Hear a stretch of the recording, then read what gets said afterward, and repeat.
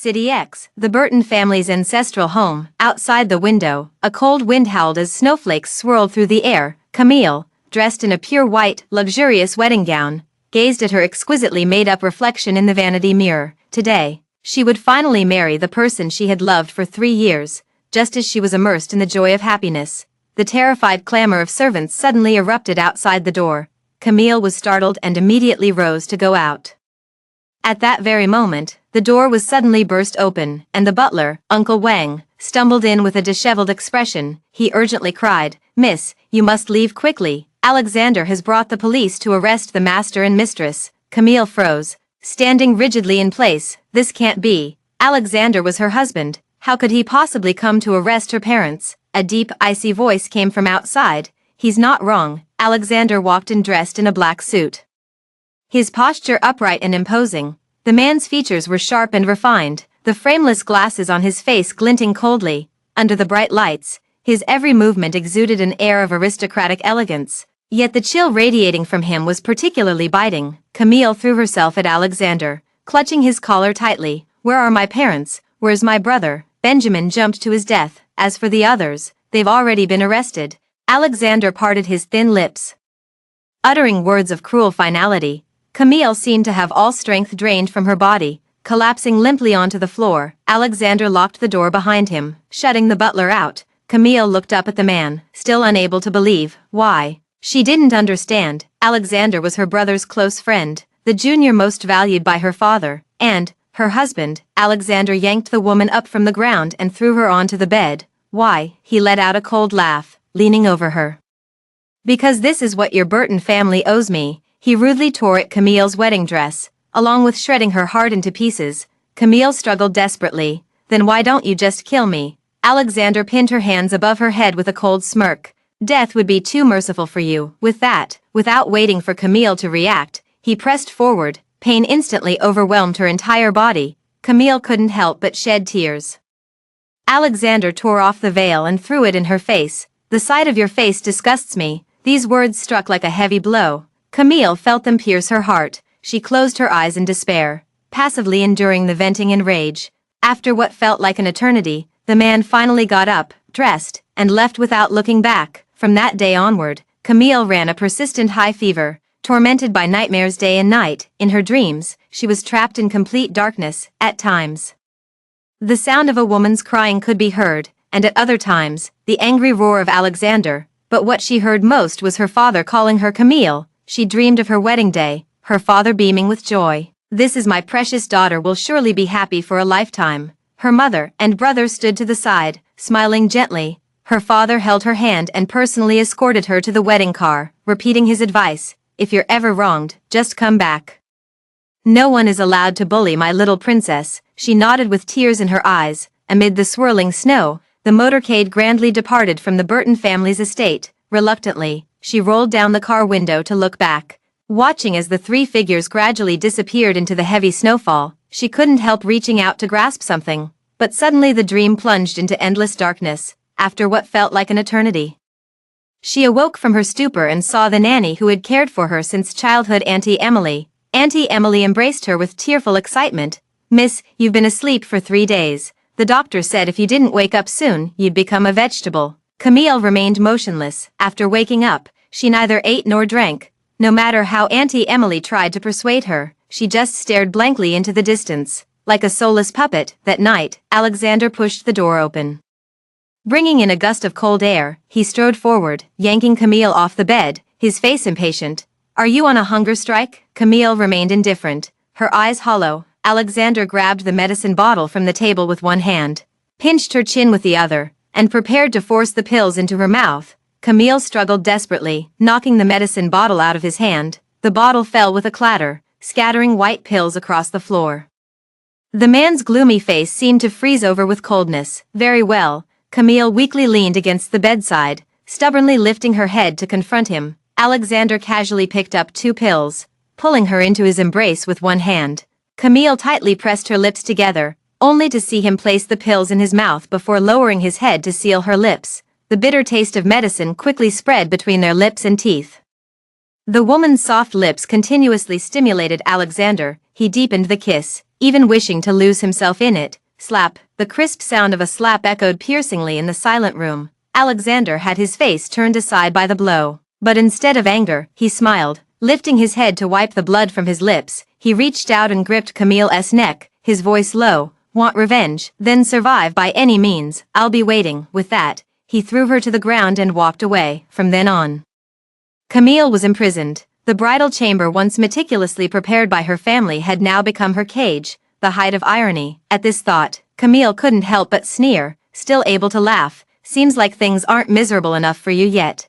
Camille looked up toward the door at the sound of the voice, where a familiar figure swaggered in. Catherine. Back then, everyone knew she and Catherine were as close as sisters, and her father was also a founding member of the company. But now, her best friend and her beloved husband have joined forces to ruin her family. You ungrateful wretches, may you die a horrible death, Camille cursed in fury. Catherine couldn't help but laugh. Miss Camille is still being stubborn even now. Playing with her freshly done nails, she leaned close to Camille's ear and whispered, "You don't know yet, do you? Today your mother and brother are being sent to prison, the kind that holds the most dangerous criminals." In an instant, Camille's mind went blank as she frantically ran outside. Catherine smiled triumphantly behind her. Camille stumbled along the way, her feet cut and bleeding, yet she felt no pain. She ran forward desperately, faster, even faster. Just as Camille arrived at the police station by taxi, her legs gave way, and she collapsed to her knees. There, she saw her mother and brother torn apart by a massive truck. The bright red blood covered the ground, yet she recognized them at a glance. It was her mother, who had doted on her endlessly since childhood, and her brother, who had always showered her with boundless love and indulgence. Tears streamed down Camille's face and dripped onto the floor. Until now, she hadn't shed a single tear, because she refused to believe it. But now, the bloody truth lay before her, and she could no longer deceive herself. The long-suppressed emotions finally erupted at this moment. Camille felt a sudden warmth in her throat, and a mouthful of blood gushed out. She lay on the ground, breathing heavily and with difficulty. The former young lady of noble birth had fallen to such a state, and everyone was whispering about it. After a long while, the woman crouching on the ground suddenly laughed. Camille stood up, laughing like a madman. Her mouth full of blood was terrifying. Alexander returned to the Burton family old house, and before he could enter, he saw Auntie Emily rushing out in a panic. "Mr. Alexander, the young lady is missing." Hearing this, his heart suddenly sank, and he strode out. "Everyone, go look for her." Until nightfall, there was still no news. The man sitting in the living room had a gloomy expression, exuding a chilling aura. It wasn't until 10 p.m. that the phone suddenly rang with an incoming call. Alexander picked up the phone and immediately heard the panicked voice of his assistant on the other end. "Mr. Alexander, something terrible has happened. MS. Camille is standing on the police station rooftop threatening to jump." Hearing this, Alexander's eyes darkened. "I'm on my way." After hanging up the phone, he immediately rushed out of the house. 20 minutes later, on the police station rooftop, Alexander rushed to the police station only to see Camille standing on the rooftop in thin clothes. The biting cold wind lifted her waterfall-like black hair, her figure teetering precariously, a sight that was utterly heart-stopping. He sprinted toward her, shouting, "Camille, come down." Camille turned at the sound of his voice, her face wearing a nearly hopeless smile. "Alexander, you deceived me so cruelly. I married you with high hopes, only to receive the news that you killed my family. Tell me, am I not a fool?" Her words dripped with blood as she slowly descended from the rooftop to stand before him. Alexander frowned. "It was a mutual agreement. Where's the deception?" Camille gave a bitter smile. "Yes, a mutual agreement." With that, she pulled out a concealed fruit knife and stabbed straight at his chest. Alexander did not dodge, enduring the stab head-on. "Do you hate me this much?" he asked in a low voice.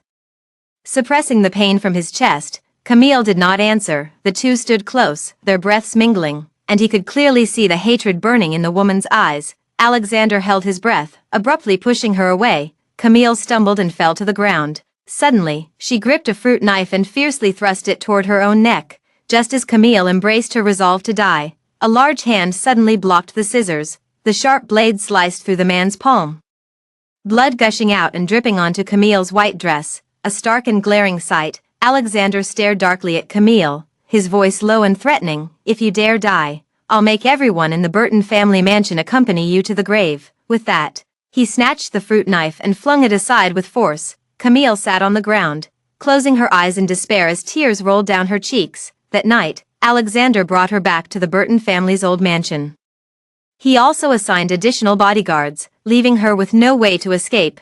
These days was always snowing. The heavy snow fell endlessly, blanketing the courtyard and making it appear even more desolate. For half a month straight, Alexander hadn't visited the old house. Camille naturally had no desire to see him either, until one day, JK Group's secretary came to the door. "Miss Camille, Mr. Alexander wants you to come to the company." Auntie Emily looked at her worriedly. "Miss, this."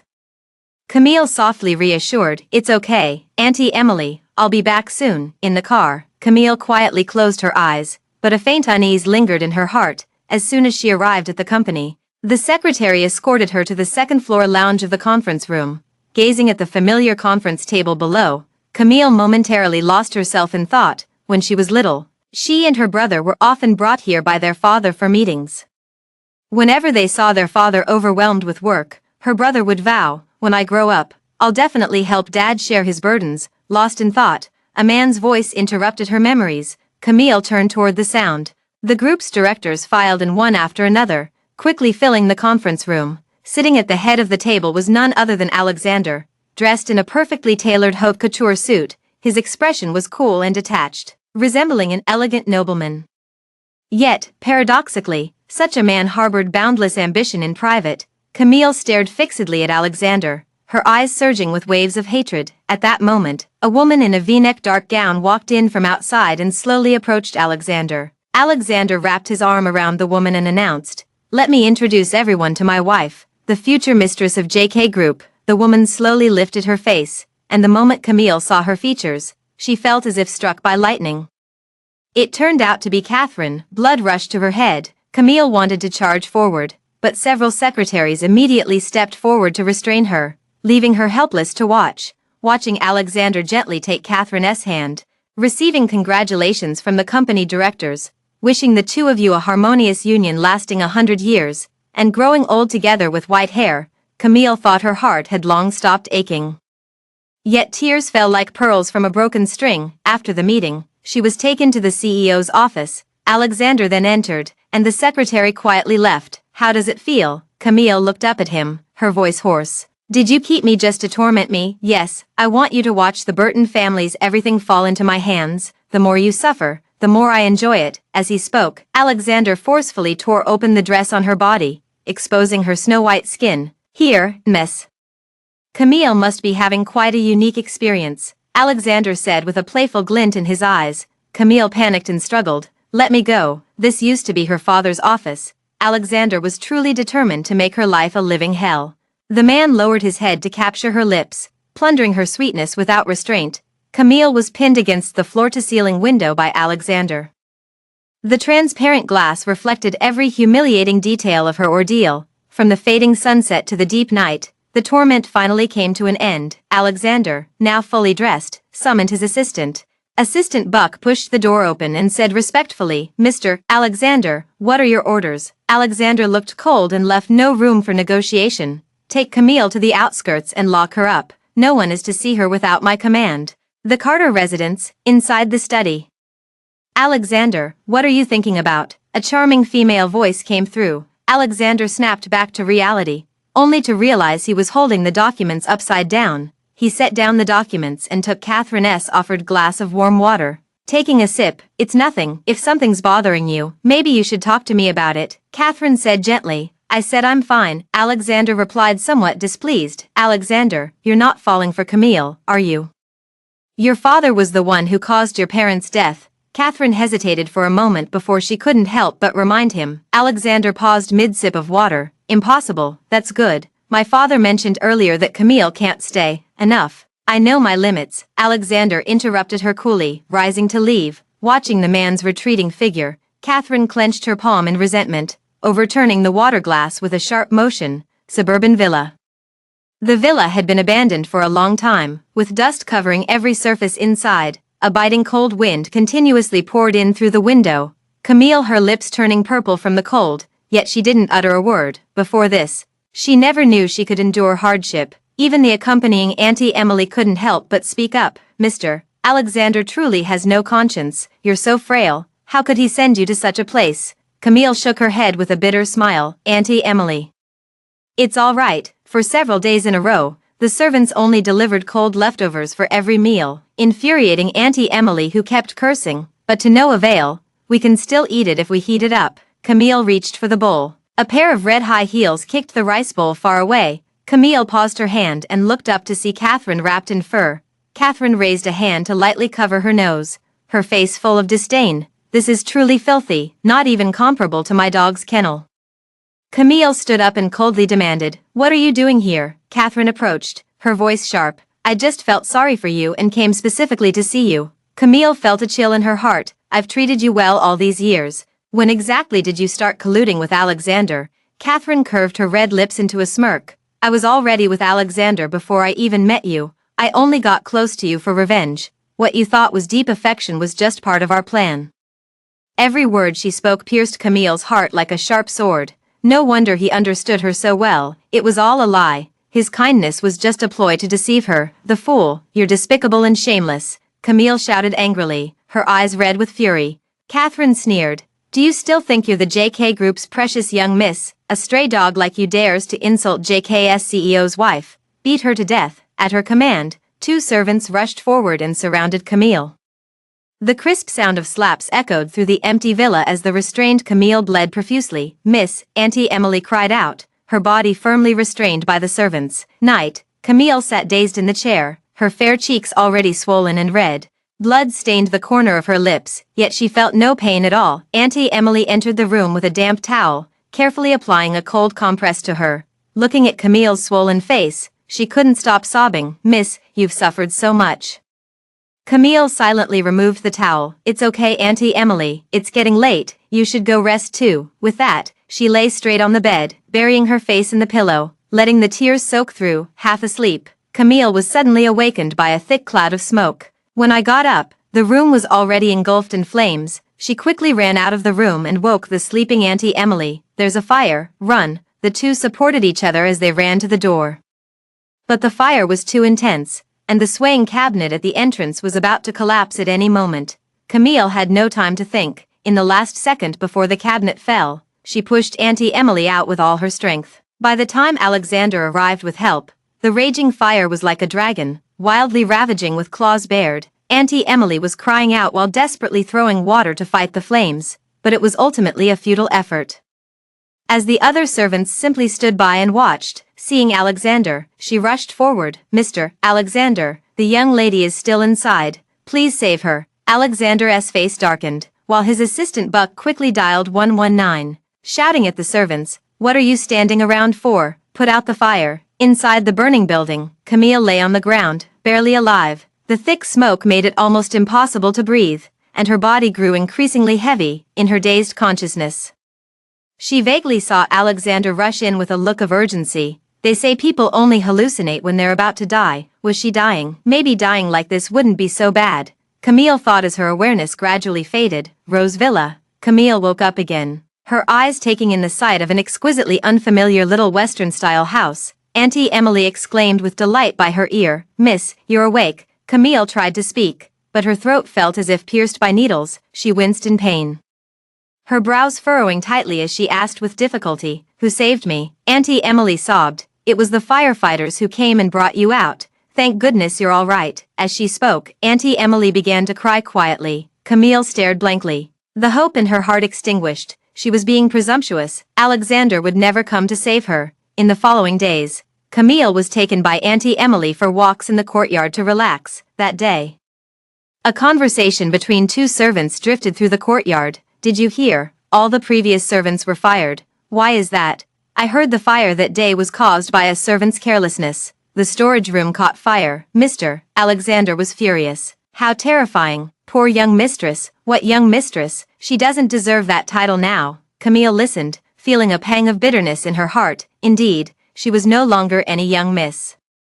Alexander, so who was he putting on a show for? Midnight, Camille lay on the bed, drowsy and half asleep. Suddenly, she felt the bed dip beside her, and a scorching hand settled on her waist. These days he comes every night, not saying a word, only endlessly taking, until the sky lightens at dawn. He quietly leaves again. Meanwhile, at the Carter family villa, say that again. The master has gone to see Camille again. The assistant replied with downcast eyes. That bitch. Why didn't the fire burn her to death? Catherine snarled, her face twisted with rage. The butler quickly interjected. Madam, please don't be upset. No matter how Mr. Alexander plays around with women, you're the only Mrs. Hearing this, Catherine's expression softened slightly. Exactly, she's Mrs. Crushing that bitch would be as easy as lifting a finger for her. A few days later, inside the villa, Camille noticed that the day was almost over, yet she hadn't seen Auntie Emily at all. A sense of unease crept into her heart as she asked a nearby maid, Auntie Emily, where is she? The servant shook her head. Miss, I don't know. Camille furrowed her brows and was about to go out to search when she bumped into two figures.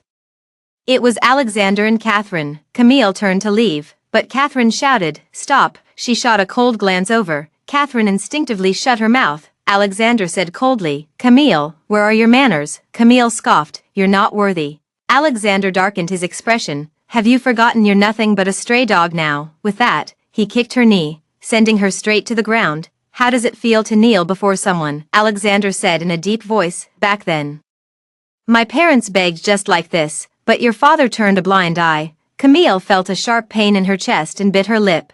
I might as well be kneeling before a dog, Alexander said with deep, intense eyes, since your bones are so unyielding. Then kneel until they soften. After speaking, he left with Catherine, not sparing her a single glance. After an unknown amount of time, Camille's knees beneath her were bruised purple, the cold seeping relentlessly into the very marrow of her bones. The sky began to snow again. Camille shivered all over from the cold, yet a sudden image flashed through her mind. Her family gathered together listening to her father tell stories. It was on a similarly freezing night back then. Gradually, the snow grew heavier until she could no longer hold on, and her frail body collapsed into the snow. Seeing this, the servants in the villa quickly rushed Camille to the hospital. On the other side, inside the CEO's office, Assistant Buck walked in with a phone. His expression complicated. Mr. Alexander, Miss Camille is pregnant. Camille woke up to find Assistant Buck by her side. Miss is awake. I'll go call Mr. Alexander. What is he up to now? Camille immediately became alert. You're pregnant, Mr. Alexander values this child greatly and wants you to take good care of yourself during the pregnancy. She was pregnant with Alexander's child. Camille felt all the blood rush to her head. Bed rest, furious. She pulled out the 4-tube from her hand and got up to leave, but she ran straight into Alexander walking in. Seeing the blood on the back of her hand, he slightly frowned. You don't want to carry my child. Camille eyes red with anger. Your child only makes me sick. Alexander sneered. You used to adore me so much, and now you've forgotten. I must have been blind. Recalling the past, she felt as if her sincerity had been fed to a dog. Alexander walked up to her, eyeing her with an amused expression. Yet Miss Camille seemed to enjoy herself quite a bit beneath me, didn't she? Camille felt her heart tremble as she raised her hand to strike. Alexander caught her wrist first. I only want this child. If it's born safely, the Burton family's servants will be unharmed. If not, they'll all be buried with it. With that, he shoved Camille aside and turned to leave. Her eyes reddened, overwhelmed by a sense of helplessness. The Carter family villa. The mess all over the floor indicates that the house has experienced a storm. Catherine was panting heavily, her face twisted in fury. Alexander actually wants to keep that child, she said viciously. The assistant advised, Madam, don't let anger harm your health. I think we could consult Mr. Devon about this matter. You're right. I can't just sit and wait for doom. I must find father. Catherine stood up and walked out. Soon it was New Year's Eve, and the JK group hosted a cocktail party. At the party, glasses clinked amid lively conversations, as if the upheaval in the Burton family had never occurred. Camille watched everything coldly. Those who once followed her father's lead were now fawning over Alexander. She didn't understand Alexander's intention in summoning her, but the moment she entered, the gazes of the crowd had already dissected her with silent judgment. Why had the Burton family's young lady appeared at the enemy's banquet? She picked up the red wine and drank it all in one gulp, struggling to maintain her last shred of dignity. Catherine took in everything with a satisfied smile. This is just the beginning. The real show is yet to come. The assistant stepped forward and announced, today is the company's annual gala, and Mrs. has prepared gifts for everyone. The gift was an ordinary souvenir, but only Camille had nothing in her hands. Alexander glanced over, his gaze settling on her, and couldn't help but frown. Many employees also noticed Camille. Camille didn't get one. After all, she's the daughter of Mr. Burton. Now she only has that little bit of shares. How can she still be considered part of the company? Camille turned a deaf ear. Catherine was in high spirits at the sight. Feigning remorse, she said, "Camille, I'm sorry. Since you joined the party at the last minute, I didn't have time to prepare a gift for you." As soon as these words were spoken, the room fell silent. Camille said coldly, "I don't need your things." Catherine said with grievance, "You've misunderstood me, Alexander." Alexander had a cold glint in his eyes. He hated Camille like this. "Since you don't need it, then pay me the rent for staying at my place these days. If you can't afford it, clean to pay it off." Camille looked up and met his unwavering gaze. Her heart ached, and she bit her lip as she quickly left the party. 2 hours later, inside the villa, Camille returning to the villa. A servant thrust a broom into her hands. "Can't even pay rent, yet acting like a spoiled young lady. Go sweep the snow." Immersive translate, early morning, inside the villa. Alexander had just stepped through the door when Auntie Emily rushed over. Kneeling before him in tears, "Sir, please save the young mistress, she's at death's door." The man's face darkened as he turned and led the group swiftly into the courtyard. In the courtyard, Camille was sweeping snow in thin clothing. Her shoulders covered in heavy snowfall, her mind was foggy, each step feeling as if she were treading on knife blades, while intermittent cramps throbbed in her lower abdomen. In her daze, she faintly heard Auntie Emily's voice. She turned around and saw that every inch of the snow-covered ground she had walked on was stained red with blood. The next second, Camille collapsed into the snow, her strength completely drained. Alexander's face suddenly changed, and he hurriedly picked up Camille. Carrying her back to the villa and laying her on the bed, he turned to the family doctor and said, "You must save the child, or I'll make sure none of you can practice medicine ever again." The doctor, covered in cold sweat, hurried forward to check. Alexander stood aside, his brows tightly furrowed, remembering Camille's stubbornness. A surge of anger rose in his heart. Immersive translate. Camille opened her eyes again to find the room brightly lit, her gaze fixed on the figure beside her. "Do you really not want to keep this child?" The man's voice betrayed no emotion. Camille stared blankly. "This is just a cursed seed, it shouldn't be born." Alexander suddenly stood up, walked to the bedside. His eyes dark and unreadable. "You really don't know what's good for you." He threw a pair of gold-rimmed glasses at Camille, stained with blood. "I heard the old butler of the Burton family never takes off his glasses. Do you think these look nice?" Alexander's low voice reached Camille's ears like a demon's whisper. Camille, her pupils contracted as she reached out in disbelief to touch her glasses. Before she could make contact, the man forcefully gripped her chin, forcing her to meet his gaze. "This is just a warning. If there's a next time, it won't be as simple as just gouging out his eyes." Span. Camille, shocked and furious, she met the man's unfathomable eyes, a chill running down her spine. A few days later, late at night, Auntie Emily brought hot milk as usual. Camille drank it in one gulp. Shortly after drinking it, she felt dizzy and fell asleep leaning against the bed. In the middle of the night, she seemed to sense someone beside her, and her heart tightened. Before she could react, the door was kicked open. Catherine appeared at the doorway with Alexander in tow. She jolted awake from her daze, hastily pulling the blanket around her as she sat up, only to see a naked man lying on the bed. The man quickly scrambled off the bed and knelt before Alexander, pleading, "Mr. Alexander, please spare me. What I have with Mrs. Camille is true love." Camille froze, instantly realizing she had been set up. Alexander stared at the woman sitting on the bed with her delicate shoulders slightly exposed, then at the naked man kneeling before him, his face darkening with anger. "Camille, you're still pregnant right now. Even if you want to, you should restrain yourself," Catherine exclaimed. Camille was about to speak when the man cut in first. "Mr. Alexander, it's all my fault. Please don't blame the young lady." Still quite the romantic, Alexander gritted his teeth, enunciating each word slowly.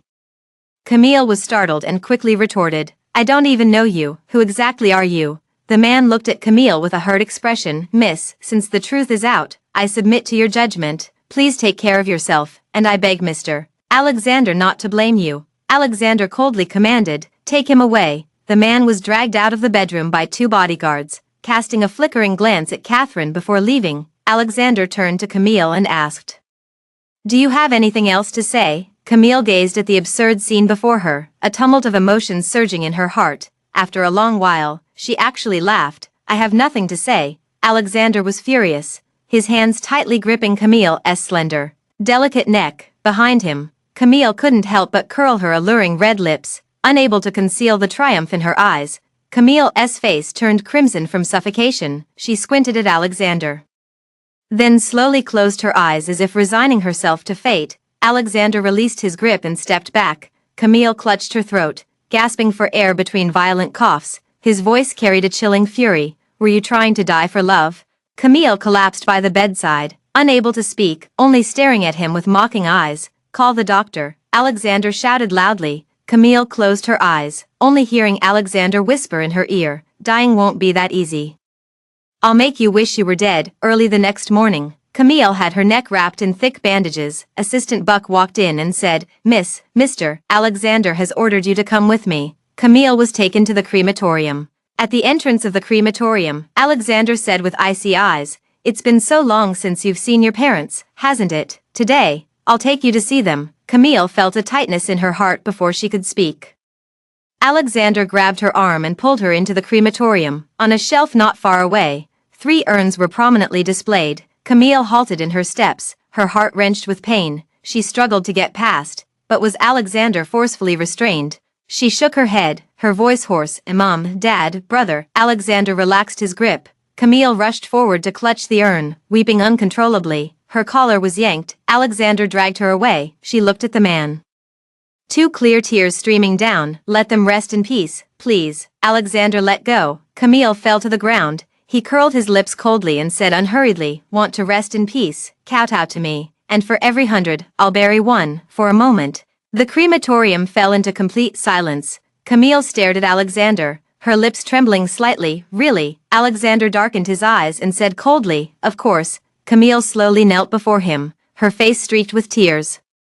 She trembled as she closed her eyes and lowered herself to the ground in a kowtow. Thud, thud, thud, 1, 2, 130. After countless kowtows, Camille saw nothing but a crimson haze before her eyes, the floor now smeared with blood. Alexander stood motionless, his thin lips pressed together as he watched this spectacle unfold. 264, Camille counted, her mind in a daze. Unable to get up for a long time, she gasped for breath, her remaining consciousness telling her she must get up. For her parents and brother, she dug her nails fiercely into the ground, leaving bloody marks, trying to push herself up, but collapsed heavily from exhaustion. The surrounding staff couldn't bear to watch and turned their heads away. Camille finally mustered the strength to kowtow once more. 200. Before she could finish speaking, darkness engulfed her vision as she fainted dead away. When she awoke again, she was back at the villa. Alexander was still there. He approached, his gaze disdainful.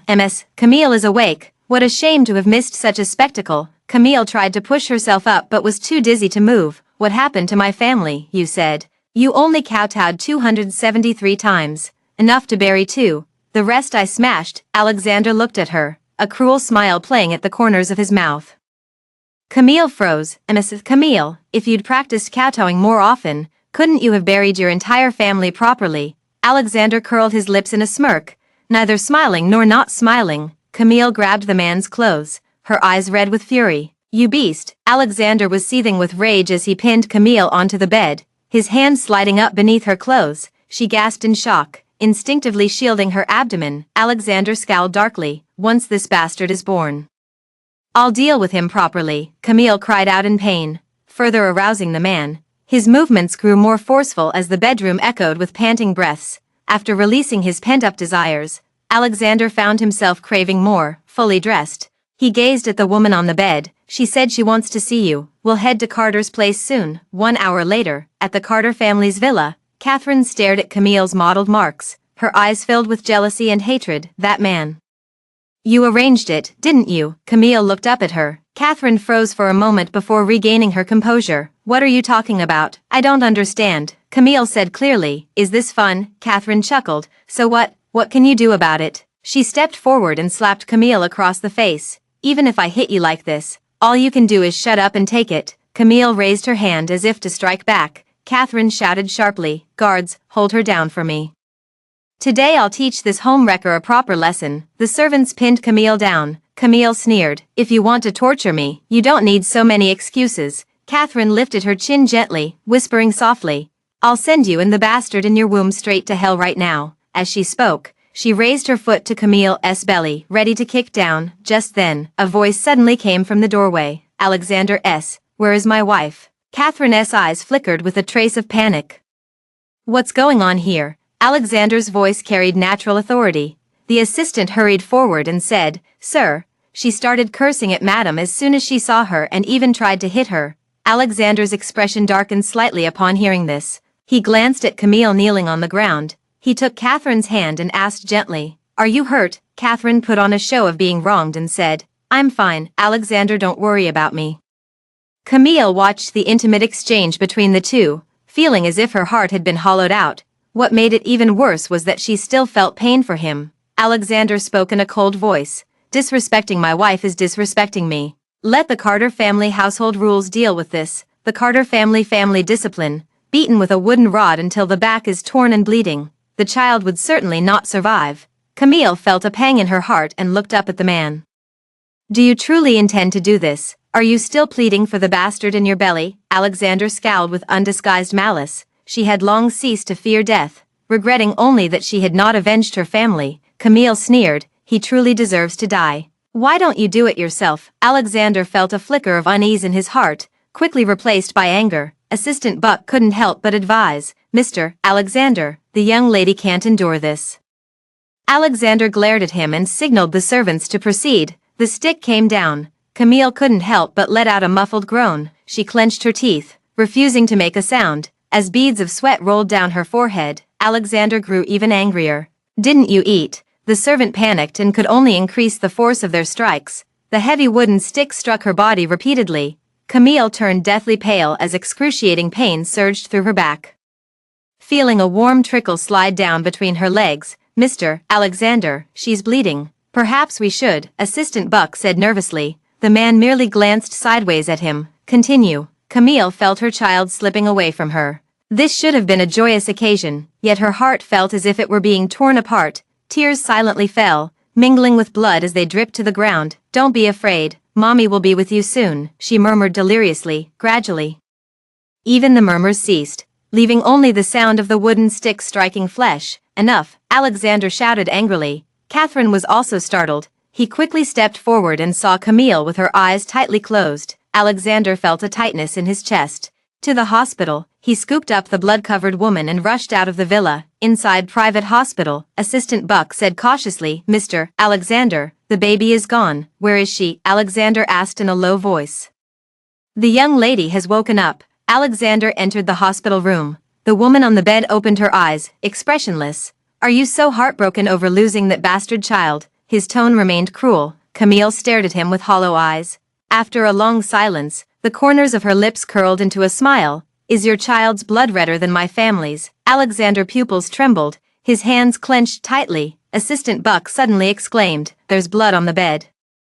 Alexander looked over to see a pool of crimson spreading beneath Camille, staining the pristine white sheets. Call the doctor. Now. Camille felt her eyelids growing heavier. She heard Alexander erupt in anger after the doctor mentioned the high risks, his tone betraying a hint of nervousness. She just found it amusing. He must be regretting not having the chance to torment her anymore. The noise gradually faded, and she sank into darkness. This time, she was finally going to be free. Suddenly, a woman's voice rang out, Miss, you must hold on. The young master is still waiting for you. After a whole night of emergency treatment at the hospital, Camille was finally out of danger and transferred to a regular ward, but when she would wake up remained unknown. JK Group, CEO's office, Devon took out a document and said solemnly, Alexander, we all believe that Camille needs to be dealt with as soon as possible. If she manages to turn the tables, we'll be the ones who suffer. Assistant Buck took the document and respectfully handed it to Alexander. Alexander didn't even look up, casually placing the document aside. I have my own arrangements for this matter. Devon saw this and his tone turned hostile. Seems you've forgotten how Benjamin, jealous of your family's business, deliberately bankrupted you, and how debt collectors drove your parents to their deaths. Alexander tightened his grip on the pen upon hearing this. I haven't forgotten. Since you haven't forgotten, then deal with Camille immediately. I've said it before, I have my own arrangements for this matter. Alexander looked up, his voice gentle yet leaving no room for doubt. It's getting late, uncle, you should go now. With that, Alexander returned to his work. Devon was escorted out of the office by Assistant Buck, his eyes brimming with unconcealed malice. Carter residence, study room. Catherine approached the study, gazing at the man sitting upright as he handled his work. His chiseled profile appeared even more handsome under the lamplight, compelling her to step forward. A hint of bashfulness surfaced on her face. Alexander, you should rest early, so we can have a child sooner. Alexander darkened his gaze slightly, putting down the pen before countering with a question. Do you remember the man who was lying with Camille last time? Why yes, I remember. Why? Catherine felt somewhat guilty. For some reason, he looked familiar to me. Catherine tried hard to suppress the panic in her heart. Maybe Camille had already betrayed you long before this. Alexander pursed his thin lips tightly, his right hand tapping the desk intermittently. Alexander, let's rest early. Catherine stepped forward, attempting to take the man's arm. Alexander stood up just in time to avoid her, his tone somewhat cold. I hope you'll be a proper CEO's wife and not disappoint me. Alexander, feeling agitated, drove out aimlessly. Before he knew it, he had arrived at the hospital. As he entered the door, Auntie Emily quickly bowed. Sir. Her tone was respectful, but not a trace of respect could be seen on her face. Alexander snorted coldly. Camille's servant was indeed as stubborn as she was. He couldn't be bothered to argue and walked past her into the hospital room. On the bed, the person lay quietly in deep slumber. Her long eyelashes cast shadows, and her usually lively eyes were tightly shut. The faint light fell upon her pale face, which looked serene yet deathly white. He should be happy to see her tormented like this, but now he just feels extremely irritated. Alexander gazed quietly for a while before walking out. Just as he stepped outside, his assistant Buck approached and handed him a document. Mr. Alexander, we've located someone who knew about the Carter family's incident back then, but it's been too long. There isn't much useful information left. Give it to me. Alexander took the document and flipped through it, reading the testimony written on it. It stated that Alexander's father, while drunk, was tricked by a stranger into signing a loan shark contract, but the identity of that man remained unknown.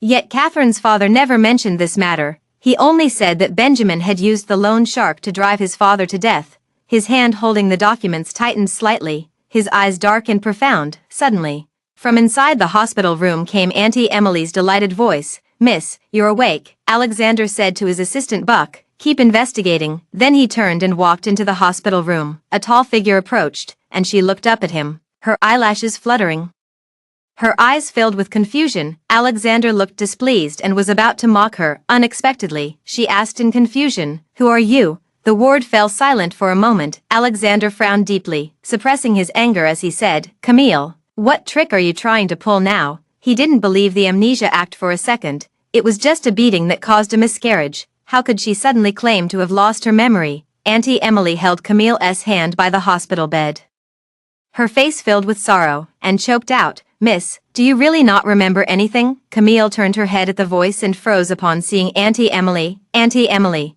didn't you take leave to return to your hometown? Why are you here? Auntie Emily paused mid-motion. That was something from 3 years ago. Why would the young mistress bring it up now? Her pupils constricted abruptly as she asked in disbelief, Young mistress, do you remember how old you are this year? Camille looked at Auntie Emily with confusion. Auntie Emily, what are you talking about? Didn't I just celebrate my 22nd birthday? As the words fell, Auntie Emily could no longer hold back her tears. Her poor young mistress had truly been tormented by Alexander to the point of losing her memory. Alexander had overheard the entire conversation between the two. Watching Camille's innocent expression, his irritation grew even stronger. He roared toward the door, Call the doctor. Soon the doctor arrived and carefully examined Camille. Alexander said in a deep voice, She really lost her memory. The doctor said with a grave expression, After examination, there are 2 possible reasons for the patient's memory loss. One is damage to the brain nerves, and the other is severe psychological trauma that has created a shadow, causing the patient to subconsciously avoid it, which is selective amnesia. Alexander laughed in extreme anger, stepped forward, and grabbed Camille's chin, his voice icy cold. Camille, are you afraid of me? Camille winced in pain, instinctively recoiling. Alexander was infuriated by her reaction, roughly shoving Camille away. Let's see how long you can keep pretending. With that, he stormed out of the hospital room, barely containing his anger. Stepping out of the hospital room, Alexander ordered his assistant Buck, Take her back to the Carter residence, have Catherine move out. Assistant Buck bowed respectfully and replied, "Yes, Mr. Alexander." Inside the Carter family villa, Catherine held her phone in disbelief, her voice shrill. "What? You're making me move out? I'm Alexander's wife, why should I have to leave?" Assistant Buck sounded extremely hesitant. "Madam, this is Mr. Alexander's order, I'm just following instructions." Catherine was furious and unwilling to let it go, pressing further. "Then who is this villa being vacated for, Camille?" Assistant Buck avoided answering directly. "Miss Camille has lost her memory. Sir wants her to recuperate properly at the Carter residence." Catherine grew even angrier, speaking without restraint. "That scheming woman has so many tricks up her sleeve. Who knows if this memory loss is just an act? Where is Alexander? Tell him to speak to me personally." The next second, Alexander's voice came through the phone. "Alexander, it was me who said it. Is that enough?" Catherine felt a lump in her throat but still refused to give up. "Alexander, have you forgotten how the Burtons treated you? How could you let Camille move into the Carter household?" Alexander said coldly, with a hint of impatience. "None of your business. Move out today." With that, the dial tone buzzed abruptly. Catherine clutched her phone, her expression murderous. The assistant beside her asked uneasily, "Madam, what should we do now?" Catherine waved her hand, and the phone was thrown to the ground, its screen shattered beyond recognition. She panted heavily, gritting her teeth. "That bitch, pretending to have amnesia. If that's the case, then I'll see what other tricks she has up her sleeve." "Move." Inside the hospital, Assistant Buck nervously took the phone.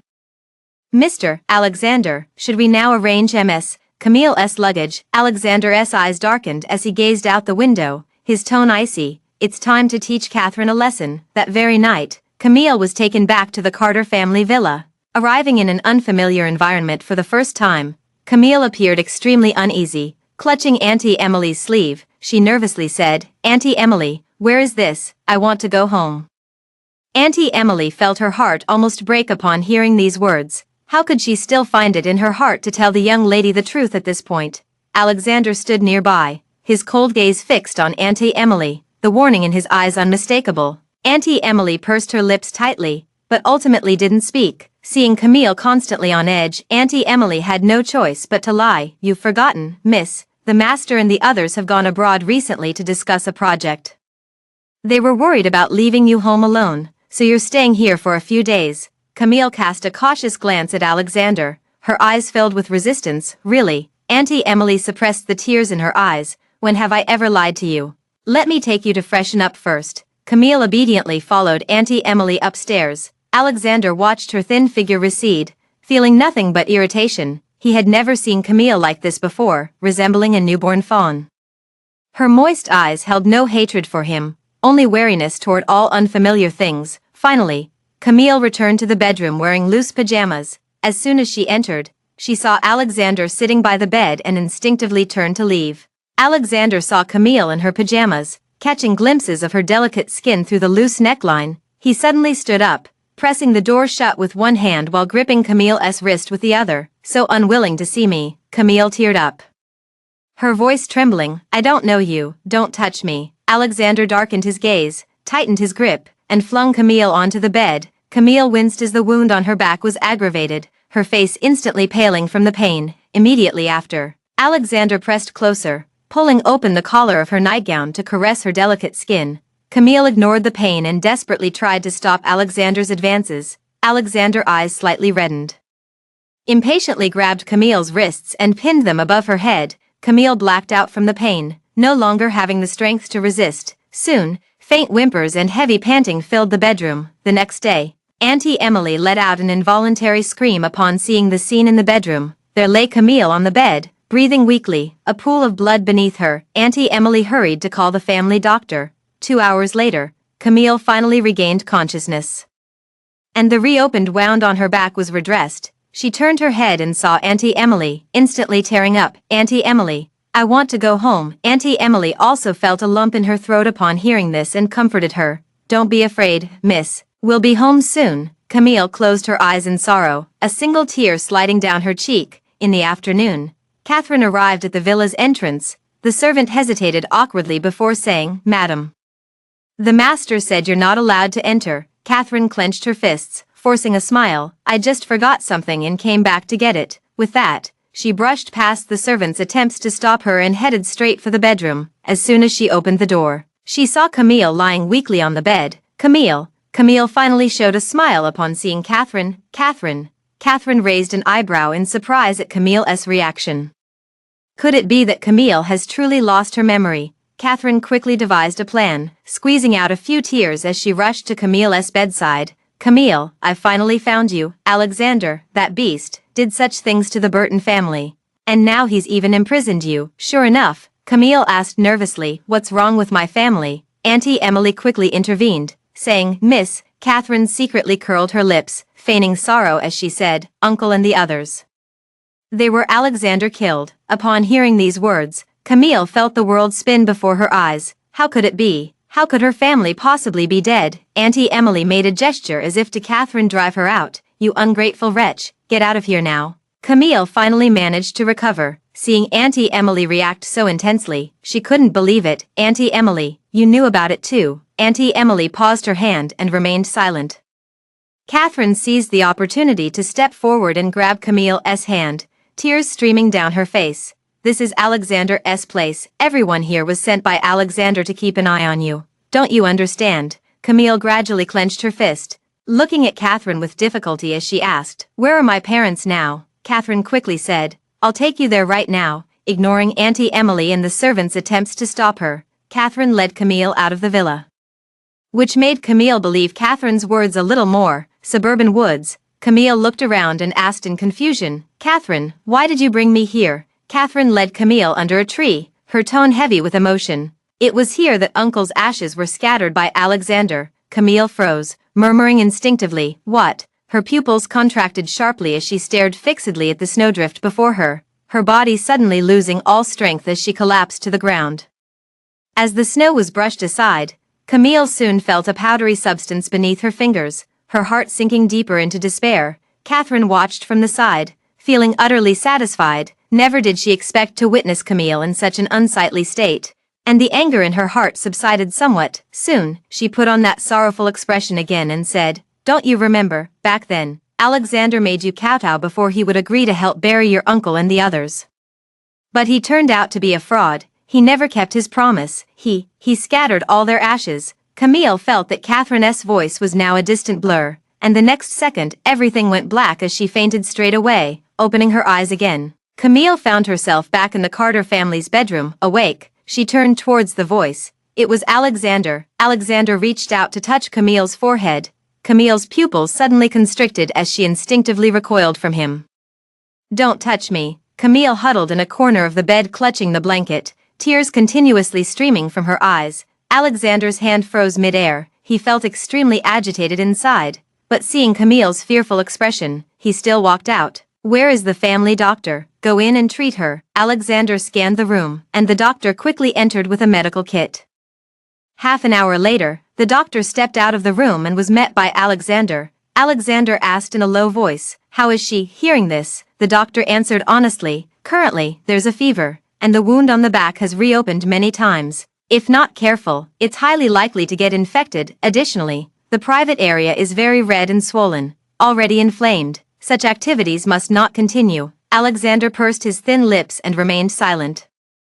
Camille's current physical condition is very poor, all because of him. Alexander suddenly snapped back to reality. Why should he feel guilty about Camille? This is all what the Burton family owes him. They deserve it. He entered the room again. Meeting Camille's eyes filled with resentment, he instinctively asked, Do you remember now? However, Camille only gritted her teeth and said, Why did you target the Burton family, and my family, my parents? Alexander, hearing this, let out an almost imperceptible sigh of relief. He scoffed, So what, you can't escape now? With that, he turned and left the bedroom. Meeting Assistant Buck's gaze, Alexander's voice turned colder. Keep an eye on Camille, there won't be a next time. Assistant Buck quickly agreed, then cautiously asked, How should we arrange Camille's schedule afterward? Alexander darkened his gaze, the corners of his lips curling slightly. What's wrong with keeping her locked up for a lifetime?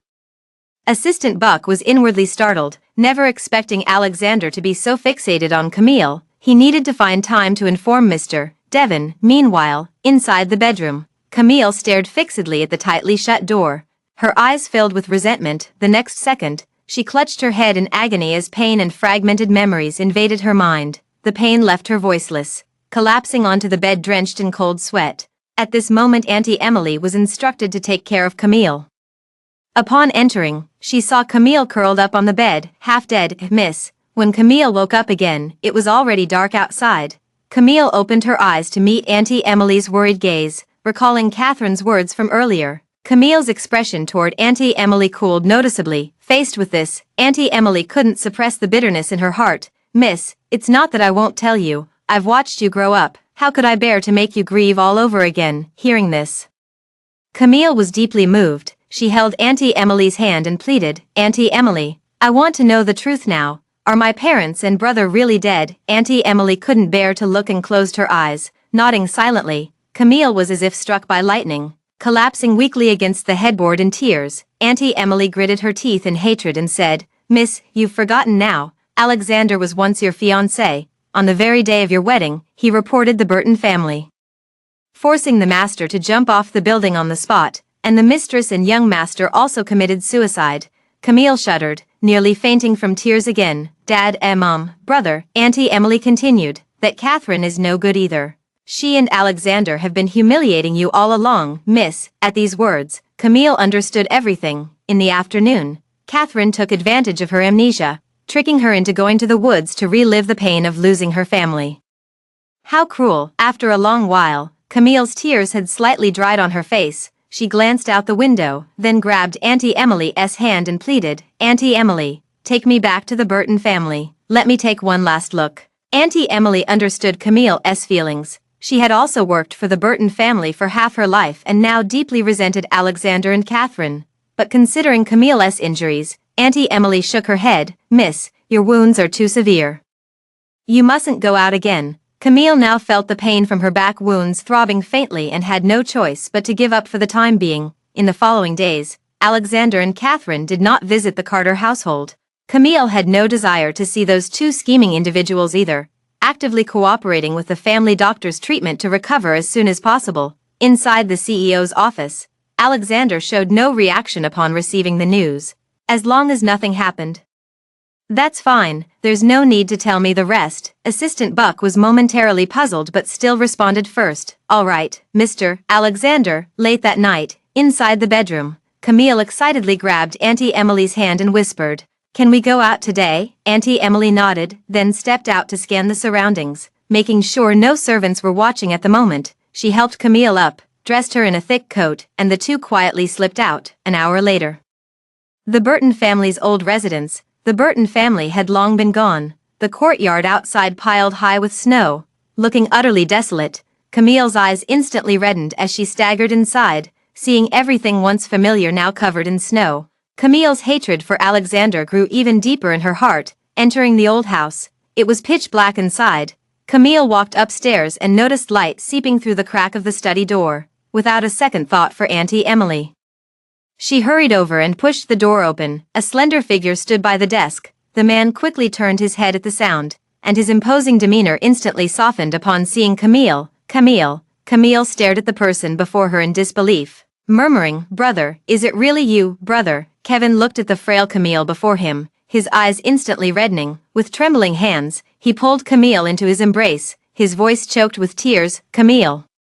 Enveloped in the familiar warmth, Camille finally let her tears fall, clutching Kevin tightly in return. Brother, I thought you were already. On the side, Auntie Emily was also shocked, unable to hide her excitement. Young master, you're all right. Kevin released Camille and explained, It's a long story, why are you all here? Camille told Kevin everything she could still remember. Kevin slammed his fist onto the desk, his eyes filled with rage. Alexander, that bastard.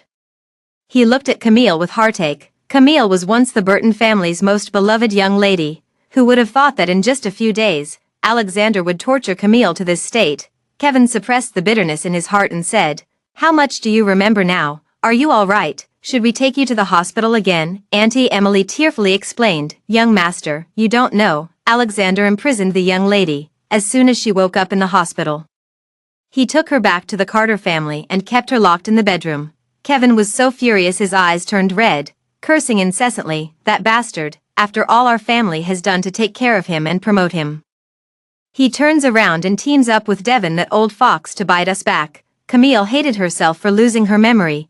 Otherwise she could have told her brother more information. She looked up at Kevin, her voice full of concern. Brother, where are you staying now? What if the police find you and take you away again? Kevin forced a smile. Don't worry, I'm safe now, wait for me. I'll definitely take you home. As soon as he finished speaking, the three of them heard a commotion coming from near the old Burton family house. Auntie Emily paled. Oh no, I'm afraid Alexander's men are coming. Camille was also startled. Brother, leave quickly, don't let Alexander find you. Kevin frowned as he looked out the window. Around the Burton family's old mansion, a crowd had already gathered. The situation is urgent. Kevin can't delay any longer. He hugged Camille again to say goodbye. Camille, wait for me, hold on. Camille nodded, pushing Kevin out of the room and urging, go now. A few minutes later, Alexander barged into the house with a group of black-suited bodyguards. As he looked up, his eyes met Camille's. Alexander's face darkened as he scolded, what are you doing here? Camille pretended to be frightened and quickly hid behind Auntie Emily, saying, Auntie Emily, I'm scared. Auntie Emily braved Alexander's murderous glare and explained, the young lady has been wanting to come home for a visit, so I brought her back. Alexander pursed his thin lips and remained silent. A moment later, he waved his hand, signaling the bodyguards to bring the two down. Camille stood before him, and only then did Alexander feel his long-suspended heart slowly settle. He only then realized he had been worried about Camille, a thought he found unacceptable. This is the daughter of his enemy. How could he possibly fall in love with Camille? A surge of frustration rose in his heart. Alexander grabbed Camille's chin and kissed her fiercely. Camille widened her eyes, instinctively trying to resist, but Alexander for some reason kept biting and gnawing at Camille's soft lips relentlessly, refusing to stop even when he tasted the metallic tang of blood. Camille's eyes welled up with tears, her dark pupils brimming with hatred. Was Alexander deliberately humiliating her? She felt her stomach churning violently, nearly vomiting on the spot. She gritted her teeth and bit down hard with all her might. Ugh! The man's low groan of pain filled Camille with immense satisfaction. She made no attempt to hide the challenge in her eyes, locking gazes directly with Alexander. Surprisingly, Alexander didn't lose his temper. He merely wiped the blood from the corner of his mouth casually before turning to leave. Just as Camille let out a sigh of relief, Alexander suddenly spoke up.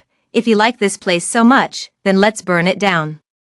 Chapter 16. As soon as the words fell, Camille screamed at Alexander with eyes wide in fury. How dare you? Alexander turned to look at her, his face wearing the familiar malice, identical to that day at the crematorium. Why wouldn't I dare? This Burton family ancestral home is mine now. I'll burn it if I want. Camille bit her lower lip hard and lunged at him like a madwoman, but the next second, the bodyguard effortlessly subdued Camille, leaving her to glare at him with hatred and scream helplessly. Alexander, satisfied by the scene, led his men back to the Carter family residence. A group of bodyguards had already begun splashing gasoline toward the house. Camille was restrained, powerless to stop them from wreaking havoc on her home. Camille sobbed until her voice nearly failed. Alexander, I was wrong. Please don't touch the old house, I beg you. Alexander wore a mocking smile, his gentle voice delivering the cruelest words. Don't you know how to beg me, Miss Camille? Camille shuddered, recalling countless nights of being forced by Alexander. She glanced at the gasoline nearby,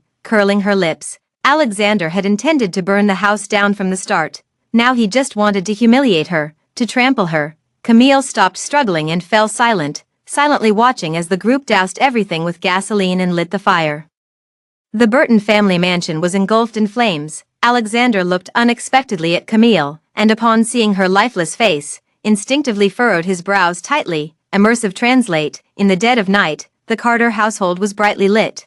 All the servants stood in the living room, waiting uneasily. Alexander sat expressionlessly on the sofa, pulling Camille into an embrace without room for doubt. Alexander spoke coolly, you can't even keep an eye on a patient. Get out. At this, nearly all the servants began pleading with Alexander, begging for another chance. To this, Alexander only sneered, you're pleading to the wrong person. If Ms. Camille is willing to keep you, I'll let it slide. Hearing this, the servants' pleading gazes all fell upon Camille, while Camille clenched her fists. A mocking smile played on her pale lips as she spoke coldly. I don't want to see any of you Carters. Alexander raised an eyebrow. Fine, you can scram now, Miss Camille doesn't want to see you. Just as expected, the pleading look in their eyes instantly turned to resentment. To this, Camille wore an expression of utter disdain that Alexander would even attempt such tricks now. She got up directly and walked towards the bedroom. Alexander followed closely behind. Camille no longer resisted this time, calmly pulling up the covers to prepare for sleep. A few seconds later, she felt the bed dip slightly beside her, followed by a pair of hands encircling her waist, gently caressing. The meaning was clear to everyone. Camille turned her back to Alexander, her face filled with disgust. "Alexander, if you dare lay a hand on me today, I'll kill myself immediately." The hand on her waist paused. Alexander gritted his teeth and said, "Are you threatening me?" Camille sneered, "You've already destroyed my entire family. I might as well die too." Alexander hadn't expected Camille to become even more resolute after losing her memory. Was it because those 3 years of emotions were gone that she could hate him without restraint? At this thought, Alexander felt a pang in his heart.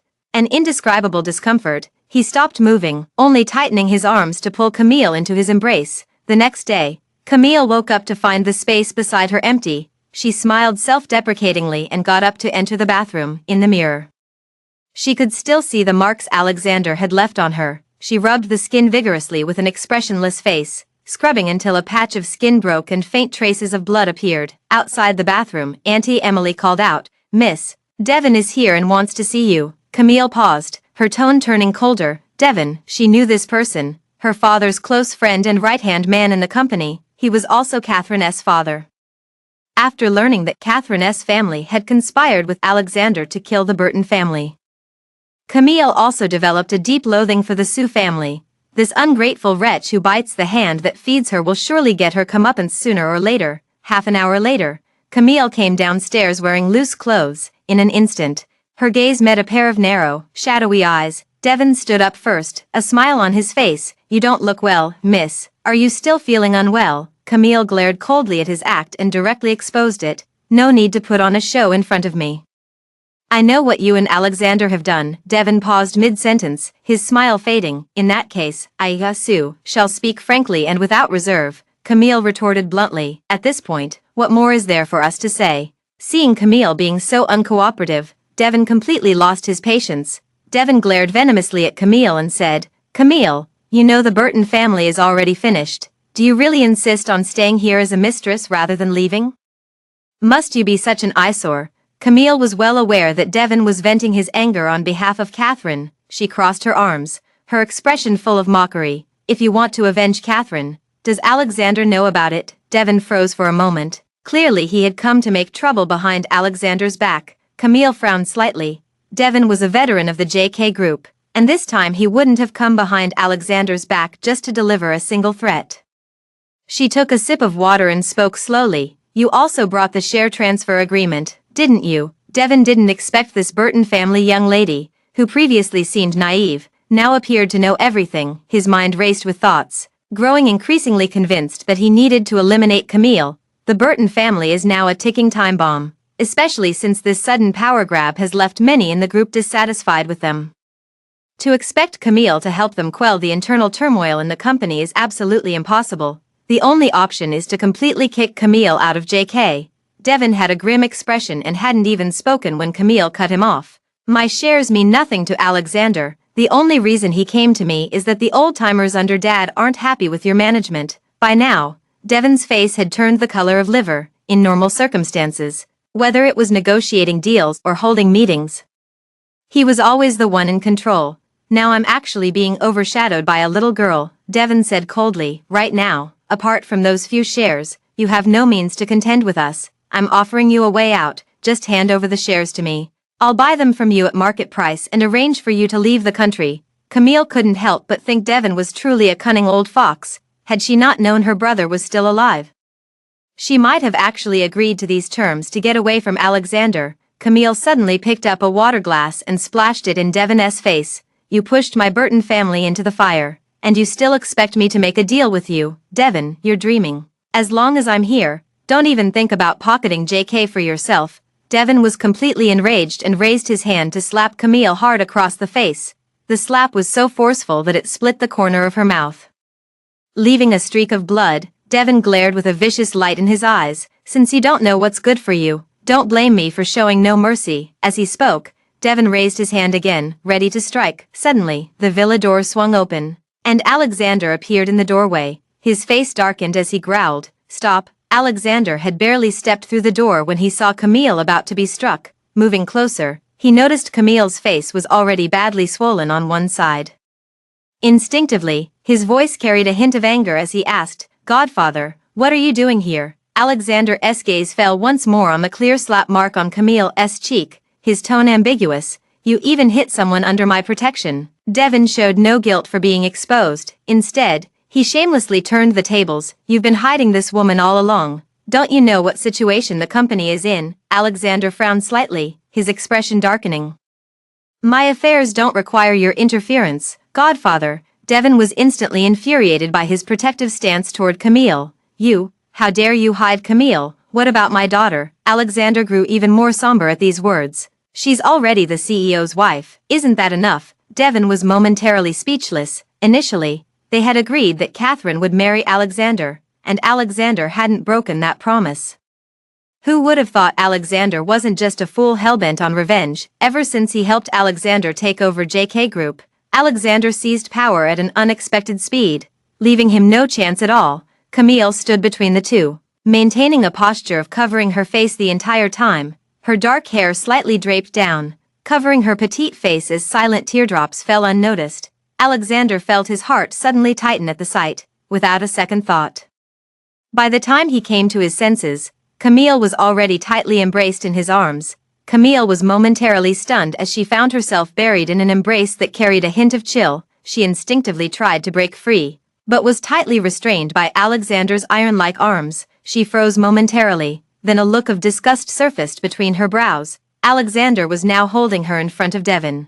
Wasn't this just using her as a shield while pretending to show how much he cared for her? The mere thought of this man colluding with the female antagonist made her nauseous to the point of vomiting. But this is also an opportunity. Alexander is now lost in his own delusions, thinking that just because she lost her memory, they can start over. In his dreams, overwhelming hatred reddens Camille's eyes. Since Alexander can use her, why can't she use Alexander? Clearly, Alexander now harbored feelings for Camille that even he himself hadn't realized. Camille thought of this. A mocking curve forming at the corner of her lips. Alexander and Devon's argument ended quickly, with Devon storming off in anger. Alexander glanced at Camille's face and ordered a servant to bring a bag of ice. Watching him apply the ice with an expressionless face, Camille slowly lowered her eyes. Alexander said quietly, "If he comes again in the future, don't see him." Camille said with a trembling voice, "I know you want my shares, I'll give them to you, just let me go." Alexander suddenly tightened his grip, causing the bag of ice to burst, scattering cubes all over the floor between them. With a dark expression, he grabbed Camille's hand and forcefully pulled her closer. "Camille," he said, "I told you, you're not leaving my sight. Run somewhere, and I'll burn it down." Camille shuddered, putting on an appearance of reluctant submission. Alexander was pleased and pulled her into the bedroom for another round. By the time Camille woke again, it was already dark outside. As soon as she stepped out to find something to eat, a young servant came walking toward her. Before she could react, a note was shoved into her hand. Camille quickly came to her senses and immediately returned to her room to read the note. Meeting in the courtyard, Camille walked to the floor-to-ceiling window and indeed spotted a figure hidden behind a tree. She draped a coat over herself and prepared to step outside. Sure enough, two servants were guarding the entrance. Alexander had stationed them there to prevent her from escaping. Auntie Emily was holding a cup of warm milk when she saw Camille and hurriedly asked with concern, "Miss, you've been asleep all day. Are you hungry? Let me make you something to eat." Camille stopped her, saying, "I'd like to take a walk in the garden." Auntie Emily put down the milk and said, "I'll accompany you, miss." Camille lowered her eyes and chose to Auntie Emily keep it from her. "I'll be fine alone. I just want to clear my mind." Auntie Emily, seeing her distraught appearance, she recalled what Alexander had done to Camille during the day and began to understand a little. "Miss, please come back early and don't catch a cold." In the courtyard, Camille returned to the tree from earlier, only to realize when the figure materialized that it wasn't Kevin. The man wore a beige trench coat that accentuated his tall, slender frame. His high-bridged nose supported a pair of frameless glasses, giving him an overall scholarly appearance. Camille eyed the man warily. "Who are you?" Frank let out a light chuckle, instantly dispelling his usual scholarly aloofness. "Your brother's been tied up lately, so he asked me to check on things." Camille felt slightly relieved upon hearing this and pressed further. How is my brother? Some time ago. The Burton family's house was burned down. With so little time in between, she was worried whether Kevin had managed to leave in time. Frank shook his head slightly. Don't worry, your brother is just fine. Camille looked up at the rather handsome man before her. Are you my brother's friend? I haven't seen you before. Upon hearing this, Frank's eyes dimmed for a moment before filling with a smile again. Didn't you lose your memory? How could you possibly remember me now? At these words, Camille confirmed this was someone she knew 3 years ago and stopped dwelling on it. Under the dim light falling on both of them, Frank finally noticed Camille's conspicuous, ambiguous marks on her neck. His pupils slightly contracted, and his voice grew urgent. Alexander laid hands on you. Camille held her breath. She didn't want others to know she was still with Alexander. Whether forced or not, it made her utterly ashamed. Frank saw Camille's already pale face grow even paler. Feeling as if thousands of needles were piercing his heart, without thinking, he reached out and pulled Camille into his arms. This isn't your fault. A faint, delicate fragrance lingered around him, and Camille instinctively felt her eyes well up with tears. She tugged at the collar of her trench coat, burying herself deeper into it. Frank felt a slight dampness on his chest, leaving a bitter taste in his heart. It wasn't that he hadn't considered taking Camille away, but his family strongly opposed it, even freezing his bank cards. All he could do was lend Kevin a hand to help rescue Camille. After what felt like an eternity, the voice of Auntie Emily called from outside. Camille reluctantly pulled herself away from Frank's embrace. She glanced at the damp spot on the man's chest, her face flushing with embarrassment. Looking up to meet his gaze, she said softly, though I don't remember you, your embrace gives me a sense of comfort. Thank you.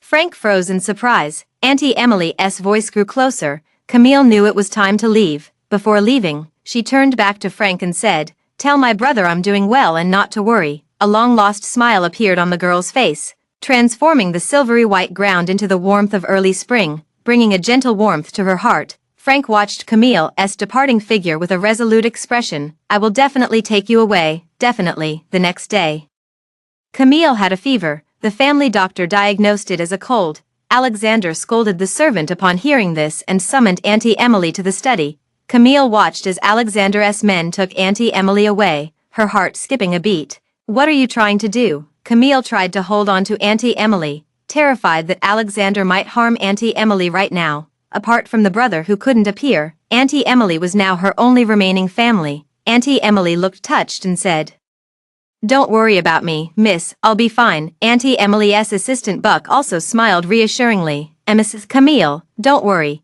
the master just wants to ask some questions. Camille slowly released her grip, her expression icy. If Alexander dares to lay a hand on my people, he can prepare to see my corpse. In the study, as soon as she entered the study, Auntie Emily's timid expression instantly vanished, replaced by one of reverence. Sir, Alexander sat at the desk, his expression inscrutable. Did she go out yesterday? Auntie Emily slightly leaned forward and replied, Yes, sir. The young lady woke up at night and went to the courtyard. Alexander raised an eyebrow, fiddling with a custom pen in his hand. Alone. Auntie Emily, beads of cold sweat appeared on her forehead. The young lady said she wanted to be alone to clear her mind, so I didn't follow her. Alexander remained silent for a long time.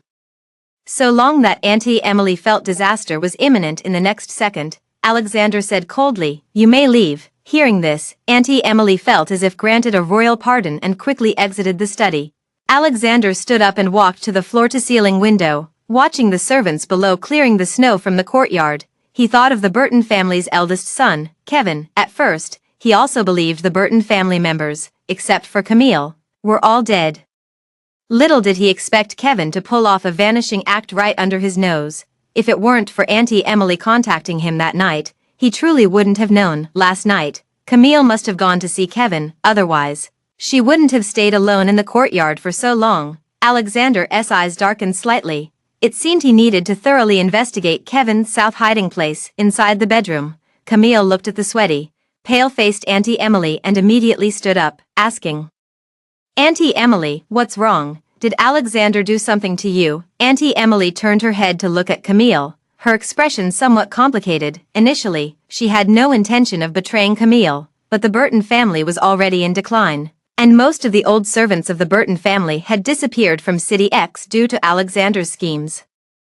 Camille was also under Alexander's control. Like a canary trapped in a cage, Auntie Emily didn't want her family to be innocently implicated anyway. Camille isn't in any life-threatening danger, and mere surveillance won't lead to any trouble. Auntie Emily snapped back to reality, composed herself, and said, "It's all right, miss, I still need to take care of you. Alexander won't do anything to me." Camille finally let out a sigh of relief upon hearing this.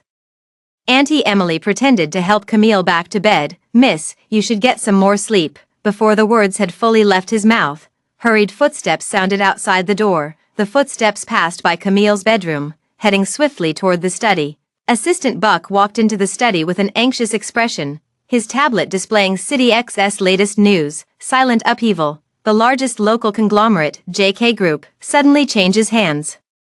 While the Burton family vanishes without a trace amid unexpected turmoil, Alexander also saw the news, his face turning grim. They had known from the start that this matter couldn't be brought to light, which was why they had suppressed the news to prevent any leaks. "I can't believe someone actually sold the information to the media now."